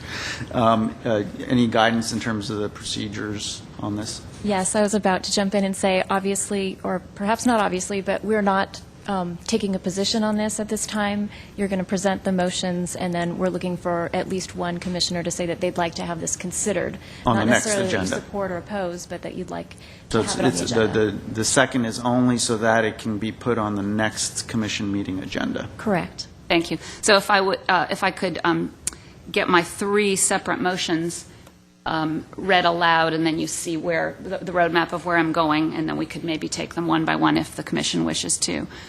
So these would all be in the nature of recommendations to the Glendale City Council.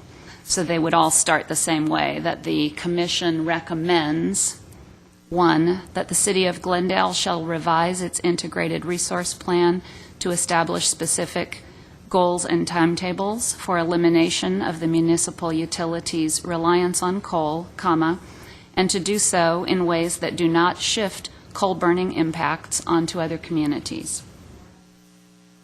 Two, again, the Commission recommends that the City of Glendale shall make all good faith efforts to terminate its coal contract with the San Juan plant on or before the contract expires in the year 2017, and to terminate the utilities lease of the IPP before 2027.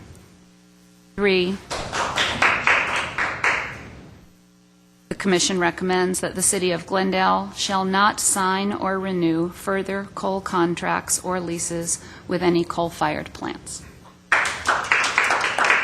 So my question to Ms. Godinez is, do we look at these as individual motions or wrapped into one motion? And I'll hand them to you so that you can have them in front of you. Appreciate that. You could consider them as one or as multiple. As far as your discussion today, whether or not to bring this back, I think you can consider it as one item. And really the question is, does this commission want to bring back an action item pertaining to coal with specific recommendations? And if there's a second commissioner that supports that, you can consider these recommendations or any other recommendations at that council meeting. And these, at the time when they are actually considered at the next commission meeting, they can be modified based on the discussion that would ensue at that meeting. I would Right. certainly recommend that you agendize it in such a way that you can amend these or revise them as the commission as a body deems appropriate. So is there a second commissioner that would be interested in agendizing this discussion as an action item? So you're not interested in discussion before we make a second? It's not. We're not taking a motion. And what we're doing be is, on the this is agenda. what we typically consider under agenda forecast, and that's the commission's policies that you need at least two commissioners that want an item to appear on the agenda. Commissioner Dentler is proposing an action item where you would make a specific recommendation with regard to coal policy. And so the question before you is there a second commissioner that would agree to put this on a future agenda? I can be that second. Okay, so that's all we will consider for today. Then we'll come back to agenda forecast to allocate, look at the timing in terms of what other things are on the forecast. Okay. Any other questions or comments on the coal agenda item? Okay. Thank you again. So next agenda item, please. Or oral communications? Okay, oral communications, we have two members of the public that want to speak, so we'll start with Mr. Zavos. President Armenian, if I may, before we begin oral communications, because we're so close to an election, I just want to remind the public in this commission of what the guidelines are with respect to electioneering and the scope of this commission's jurisdiction. It would not be within the purview of this commission, nor would it be appropriate for any speaker to speak regarding a position in favor or against anything that's going to be on the ballot. However, anything that's within this commission's jurisdiction as far as subject matter would be an appropriate topic. 5 minutes. Before we begin, let me indicate the comments I'm about to make are prompted by a grand jury report issued just last week, which does deal with the content of the transfers as well as Measure B. I don't know whether the city attorney is saying that I have no right to speak on that. No, you can speak on it, but you can't speak on it in the context of advocating for or against anything. That's fine, I understand. Commission, my name is Harry Zavos. For weeks, I publicly stated that the city's practice of transferring GWP receipts to the general budget fund to favor general appropriations violates the charter. The March 5 Los Angeles grand jury report vindicates what I have been saying.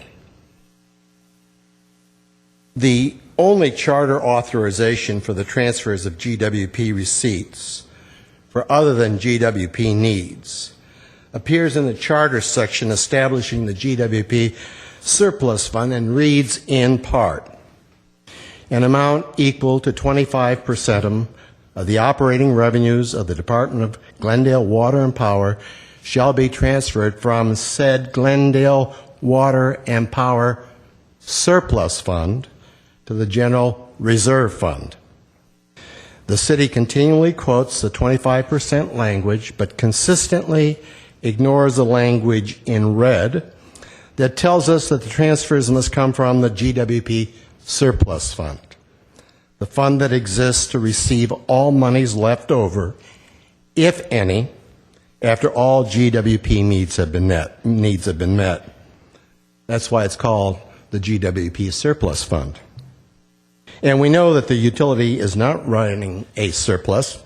In fact, it doesn't have sufficient money to pay for critically needed infrastructure repairs and replacements. I base that on the discussion had by the city about the proposed rate increase that was postponed. This charter section places two limits on monies that can be transferred. First, the only money left over after all utilities needs have been met can be transferred. No surplus, no transfer. And secondly, only a portion of the surplus can be transferred. A portion measured by 25% of the operating revenues of the utility. Page 3 of the grand jury report affirms that transfers must come from the surplus fund. Yet, the city, in violation of its charter, is transferring $21 million of electrical receipts to pay for general appropriations, even though there are no GWP surpluses, even though there are no monies for critically needed utility repairs. Ballot Measure B, which has been presented by the city as merely streamlining accounting procedures, substantively changes the charter to make this illegal practice legal. Excuse me. I'm a little uncomfortable with this. I thought that this was what you warned us would not be able to happen the day before an election. I did. You can certainly, Mr. Zavos, speak I'm not about... advocating. I'm simply talking about a grand jury report that was issued, and the grand jury expressly said it was issued because of its relevance in terms of this upcoming election. And if this commission wants to muzzle me from simply exposing to the public what the grand jury has said, then... Mr. Zavos, let's just let him speak to, I think he's presenting information, and I think it's appropriate within the oral comments. The only parameter is you cannot come to say then, therefore, please vote against or for whatever. And I have no intention of doing so. So let's please add 30 seconds to Mr. Zavos' time because of the question. I don't know where I left off here. Measure B, I think. Measure B. Okay. Ballot Measure B which has been presented by the city as merely streamlining accounting procedures, substantively changes the charter. Mr. Zavos, please refrain, though, from indicating how you feel about ballot measure B and whether or not you vote Have I for said or anything against about how it. I feel about that? But I'm simply telling you what I've said and what the grand jury has said. I've said that the grand jury confirms this substantive change at page 2 of its report. You're free to go look at the grand jury report and see that. Measure B would authorize up to 25% of GWP receipts to be transferred for other than GWP uses, regardless of any GWP surplus, thus rendering the city's current illegal practice legal. Now, should you have any lingering doubt of whether to trust the grand jury or the city attorney's office as to the issue of whether Measure B makes a substantive change to the charter or merely streamlines accounting principles, ask the city attorney's office to explain the following, keeping in mind at the last December 11 council meeting, the city's independent auditors stated that transfers from a surplus fund do not violate accounting principles. 1. Charter Article 11, Section 14 expressly precludes GWP receipts from going to the fund that pays for general appropriations. 2. In spite of this charter prohibition, the city is transferring $21 million of GWP receipts to that very fund. 3.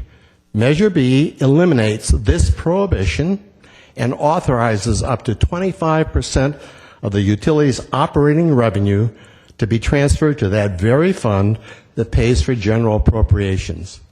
4. Given this, how is Measure B not making a substantive change to the charter?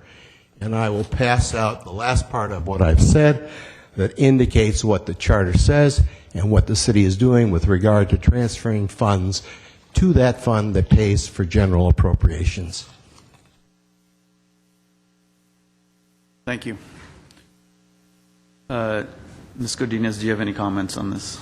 Very briefly, and I will be brief because I don't think this is the appropriate forum to get into a discussion or debate with Mr. Zavos or anyone else for that matter regarding this subject.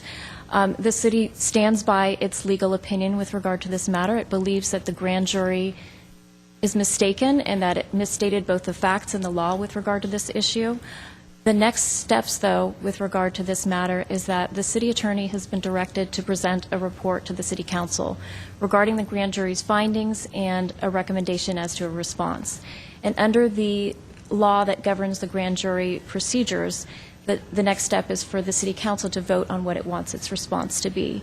And if this commission is interested, after that time, we could certainly bring back a report with regard to what the city's response will be.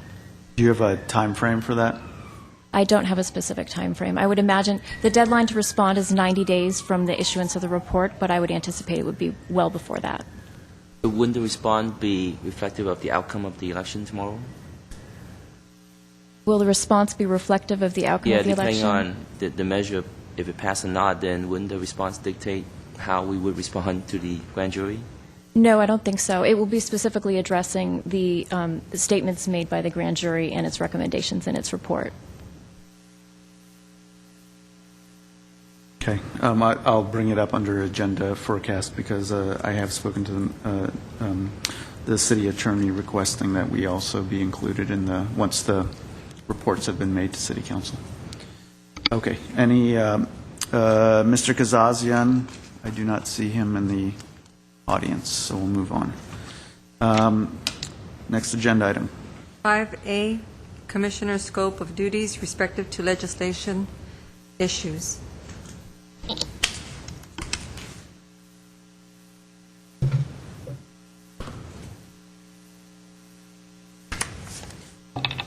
President Armenian and members of the Commission, I don't want you to be alarmed that I'm coming down here. I have what will be a very brief presentation, but I want to be able to see my slides. Last commission meeting, we had a very spirited discussion about the scope of your duties with regard to legislation and what's permissible and what is not. And I took on as an action item to go back and look at the 2007 legislative direction that we discussed, the City Council's legislative direction, and to discuss with the City Attorney and report back to you. So I've done those things, and I'm here to give you a very brief report. So first, I took a look at that 2007 policy direction, and that is very general. It gives a series of general policy guidelines that staff should follow with respect to legislation, and specifically legislation that was pending during that time frame. There are some more general statements that could extend beyond that time frame, including with respect to public utilities, a general guideline that the staff should support legislation and that the city as a whole would support legislation that supports local governance. But there's nothing specific in that policy with respect to the GWP Commission or any commission for that matter. I then looked at the Glendale Municipal Code sections that we were discussing last time, specifically Section 2.72140, which delineates the scope of the Glendale Water and Power Commission's duties. So let's take a look at that quickly. The powers and duties that this commission has are to investigate the operations and facilities of GWP's department and the needs for changes or additions to its plant or in its operations, and to make recommendations to the city manager and council, to recommend to the city manager and council ways and means of financing changes and additions to the plant or the methods of operation, to recommend changes of administrative policy which the commission deems desirable in order that the GWP department may better serve the needs of the people of the city. Next slide, please. Your powers and duties are advisory and do not include the power of directing the conduct of the Glendale Water and Power Department. You also serve as an appeals board with respect to certain appeals, specifically appeals from penalties pertaining to electric and water, theft or meter tampering, master meter delinquent shut-off notices, and failure to maintain a backflow prevention device. So those are the scope of your duties. I did take a look at the duties of other commissions because I was curious to see how that compared and contrasted with what other commissions are tasked with. The only commission that very specifically has direction with regard to legislative decision-making or direction is the Commission on the Status of Women. So if you look at their mandate, it includes to recommend programs or legislation to the City Council to promote and ensure equal rights and opportunities to and for women in the city. So that's a very clear and explicit direction that they should engage in legislative advocacy. I also had the opportunity to go through the several past years of reports to City Council, and there was never any instance where the GWP Commission in the past has made a legislative recommendation to Council. The Commission on the Status of Women has certainly done so, GWP staff has done so, but never the GWP Commission. However, the fact that it hasn't been done in the past, certainly doesn't mean that you can't do so, and nor does it mean that you're prohibited from doing so.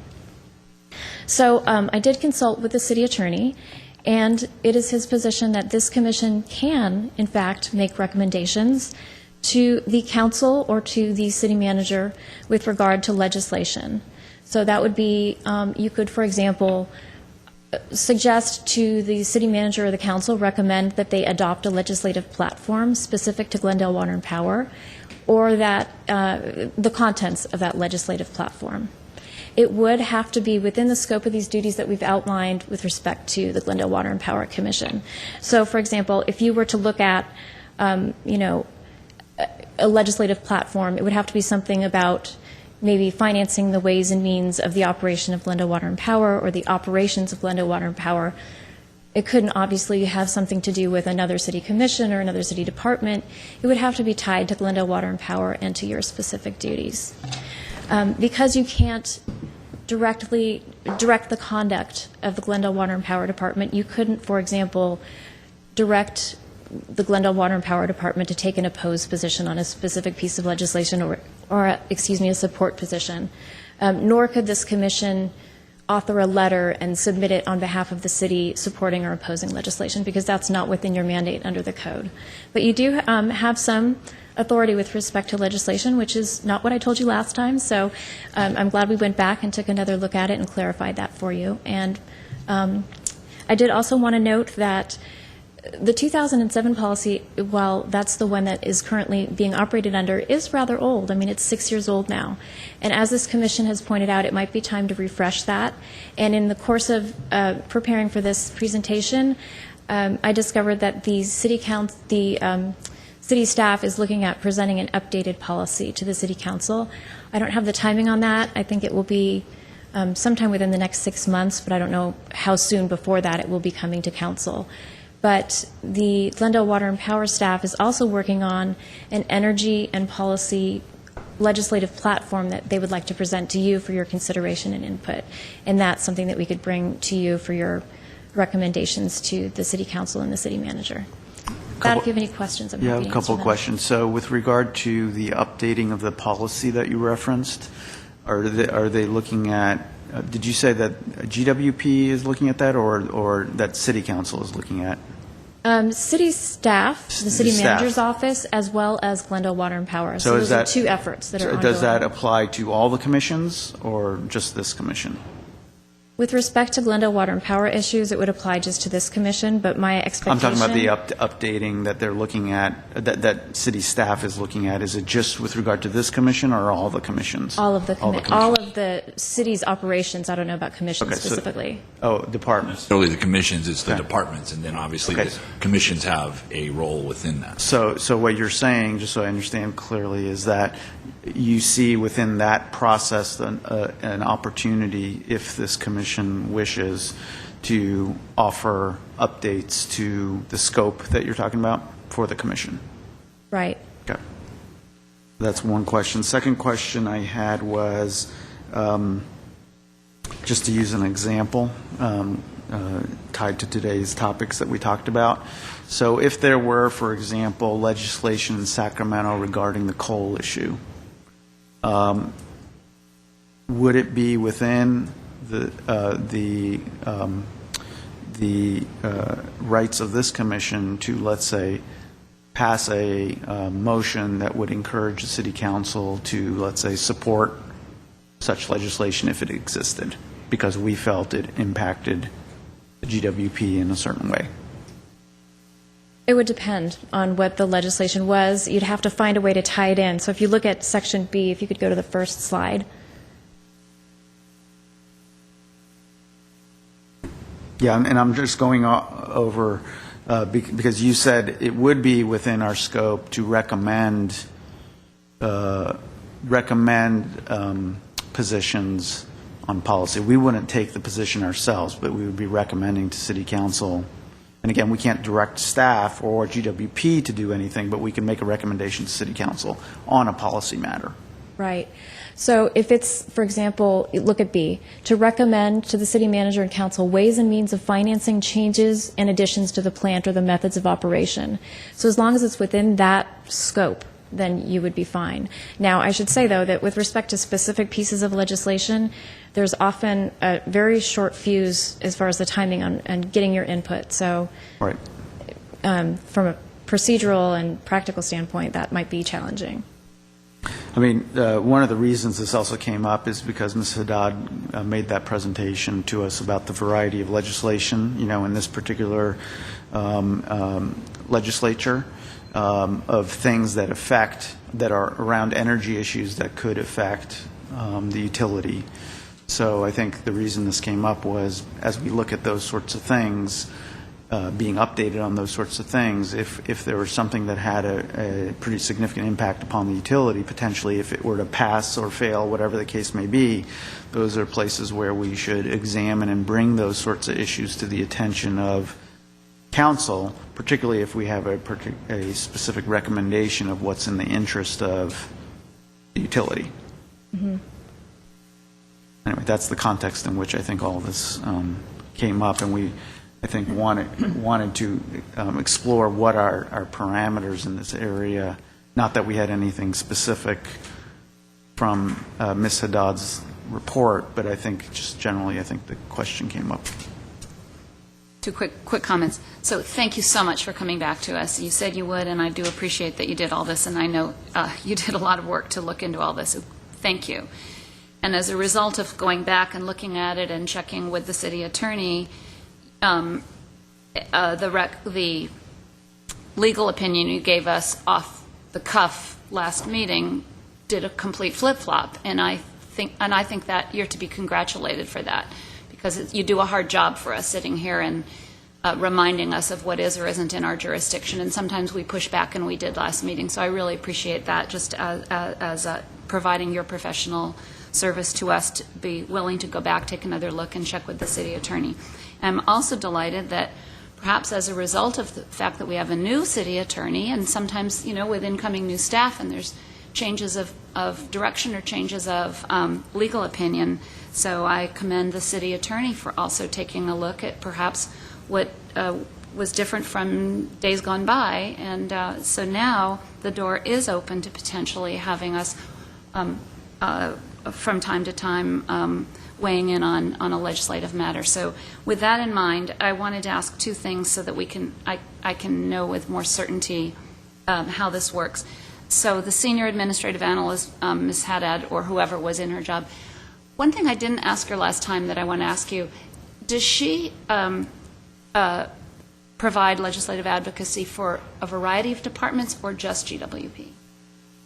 It's my understanding she just provides legislative advocacy for GWP. Okay, thanks. And then other question, you've drawn our attention a couple of times to B within the municipal code, but I also want to make a plug for utilizing subsection C, in that I think that also could be potentially broadly construed to give us some role to play in the nature of some of our recommendations might be in furtherance of changes of administrative policy, broadly construed. And then that's just a comment. I don't know if you agree with that or not. To some extent, I do see there's a role there for you perhaps to play. If it was either a piece of legislation pertaining to something that affects the administrative policy or GWP, and or for you to provide your direction with regard to a legislative platform, that broadly construed could be administrative policy of the department. Okay, thanks. And last is just a comment, another thing I wanted to share with my fellow commissioners about my experience sitting through the what's really in effect a city council meeting at Pasadena, because they directly run that they are the governing board of the municipal utility in Pasadena. And one thing I learned from conversations after that meeting was that unlike our city, in the city of Pasadena, the city council meets there's a subcommittee of council. You might take this into consideration as staff is considering different protocols or models for how our city council might consider doing an update of its legislative policy, as you called it that, the 2007 policy. I was very intrigued to learn that in Pasadena they have a much more robust and much more easily updatable approach to determining legislative advocacy positions. And with Glendale being a significantly larger city than Pasadena, it seems to me that we should be on the cutting edge of make sure that we have policies and procedures in place that meet or exceed the way they do things in Pasadena. So there they have a subcommittee of their city council. It meets, I believe, monthly. I could be wrong on that, but it's at least quarterly. I think it's monthly, however. And the city council, which of course have staff, unlike our city council, but they discuss and debate legislative directions, and their paid legislative analyst advises them during those regular meetings, and so that they get out ahead, or at least that's the, on paper, the goal, I think, to set a legislative advocacy agenda on behalf of the city of Pasadena and its departments, including its utility, in advance of the Sacramento calendar. So just a food for thought of how our neighboring city does things differently. So we certainly should be updating our legislative City Council's legislative policy, and I'd be in favor of that. And with that in mind, I wonder, maybe at a future meeting, because we're out of time, perhaps our commission wants to recommend that the City Council consider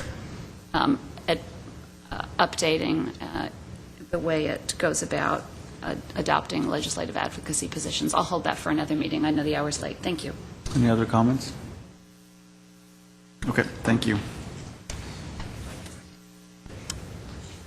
Next agenda item. 6, agenda forecast.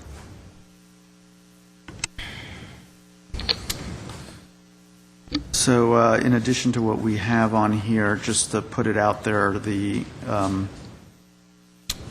issues that came up during our meeting today in terms of items that may be considered.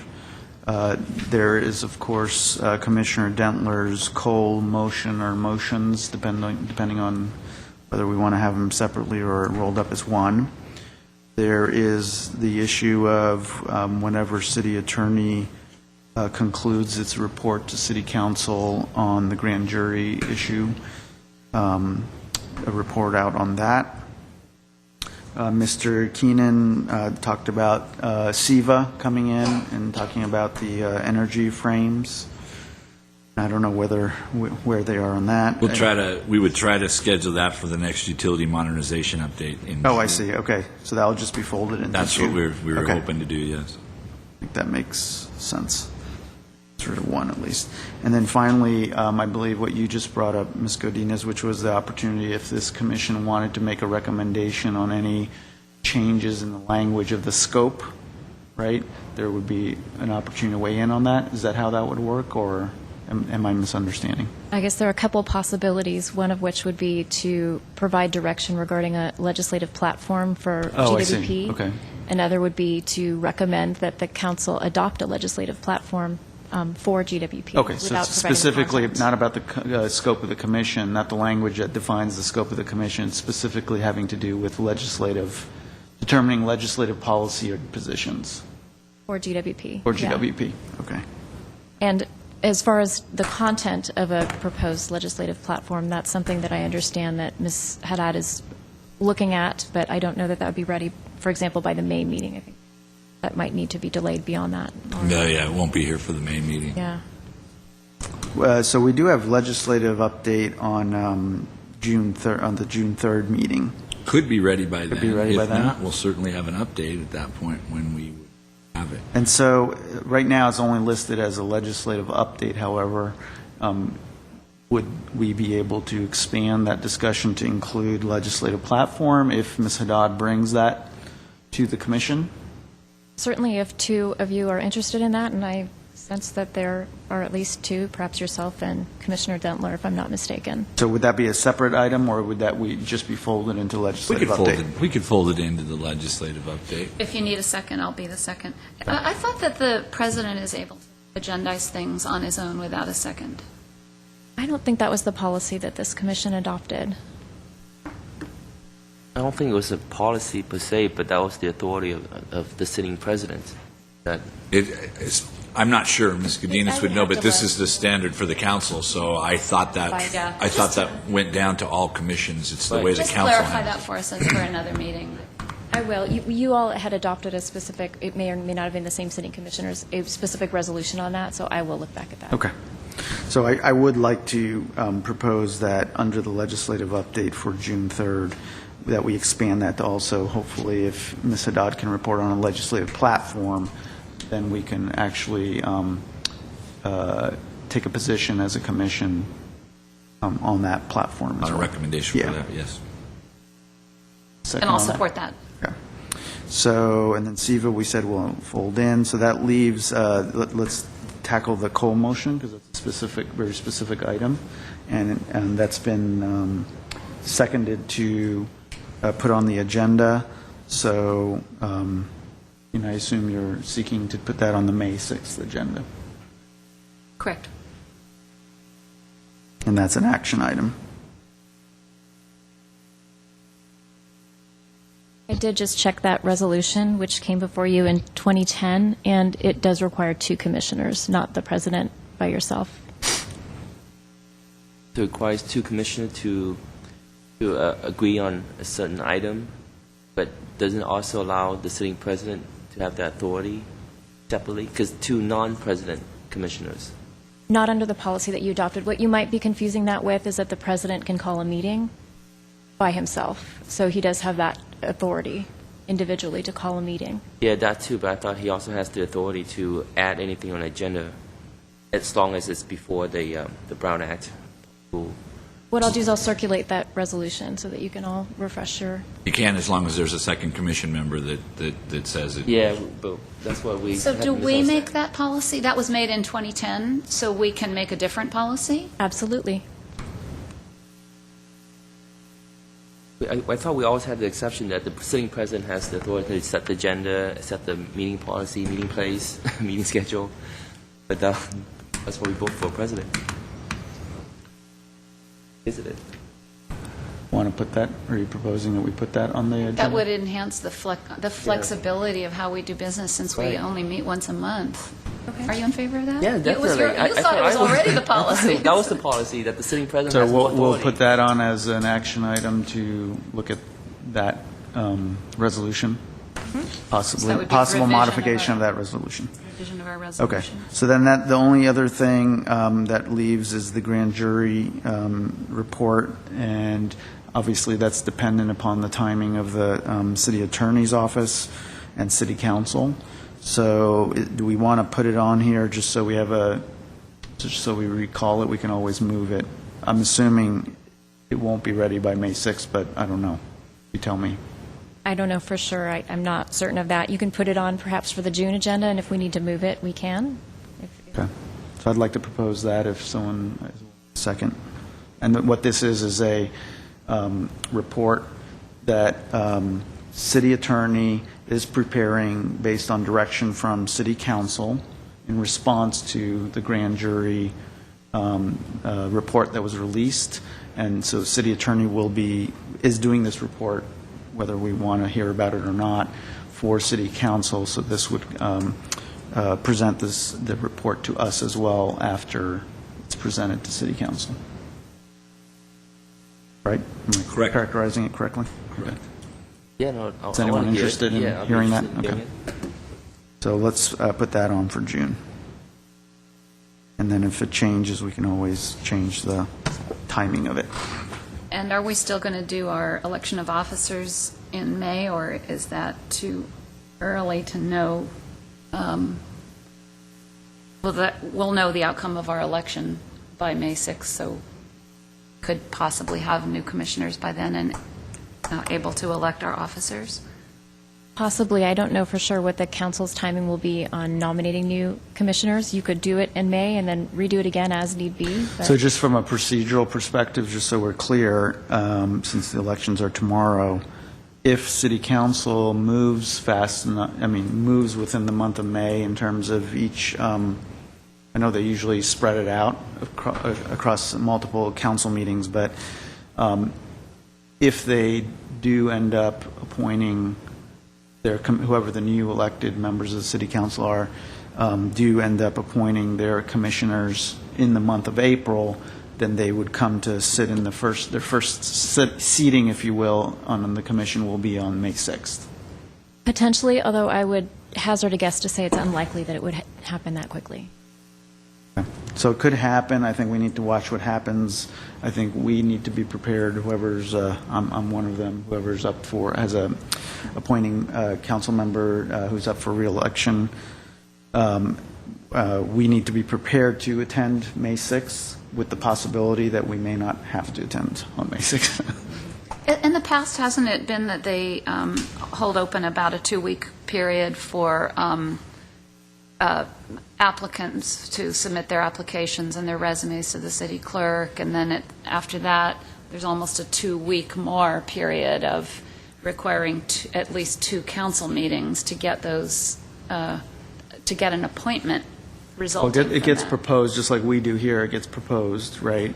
And then the next city next council time. is when it actually gets voted upon. But in addition, there's usually a 2-week period Could for be. applications, so it may be really tight. In any event, we should all show up May 6th. Yeah, unless you hear otherwise. Yes. I'm sure Mr. Zern will let us know. Absolutely. Be giving us pink slips. The courtesy Get call. laid off. Not my pink slip. Okay. Any other items on the, specifically on the May 6th one? So we do have the budget. We'll be prepared to start that discussion. I certainly hope so, Mr. Armini. And then what about the revenue enhancement? That's another bulky item. That schedule's almost complete, so we should at least at a minimum be able to give you what our proposed schedule is on that. Okay, great. Well, those are two pretty important and possibly lengthy agenda items. Mm-hmm. And then we'll add the Cole motion onto this May 6th agenda. I'm sorry, did you want the election of officers in May or not? I don't know how we... Well, I mean, I guess my view on that is we're so close that I think it would be best to do it when the new commissioners are in place, because otherwise you're going to be voting once and then you may end up voting twice. So, but that's my... Why don't we just keep it on there for May 6th, and that way if we all know that we're selecting officers from the existing group of commissioners, we'll at least have it on there and we will have met the Brown Act requirement. We can table it for another meeting if we think there's uncertainty about who we are. Well, there will be any I always have uncertainty about who I am. Before Does that work, Ms. Godinez? That appropriate? So we can bump it if we decide. Okay. Before you entertain a motion to adjourn, can I thank staff for putting aside extra time in their busy work weeks to meet with those coal activists. I see there were a lot of them, and a number of them were also in the audience and speaking at the Pasadena City Council meeting that I attended. So most of them were strangers to me, but they did find their way to me in the lobby and also by emails just to thank again, the staff for the time you put into meeting with them. I think that was really a terrific service to our community, and I could tell that they were impressed by the time and the quality of information that you gave them. So thank you. Our pleasure. And I also wanted to congratulate the staff at GWP. I was serious in those meetings that I mentioned in Washington, the fact that a utility such as Glendale Water and Power is on the radar of people on that level. When you look at their responsibility being the entire country, that really says a lot about, the good work that's being done at the utility. It's a huge testament to that work. So I was appreciative of that. I also want to make a couple of comments. I have been on the commission for, I would say, over 5 years now, and it's really a pleasure, and I'm very impressed to see where we are at this point. And as President Armenian mentioned, Glendale is definitely on the map.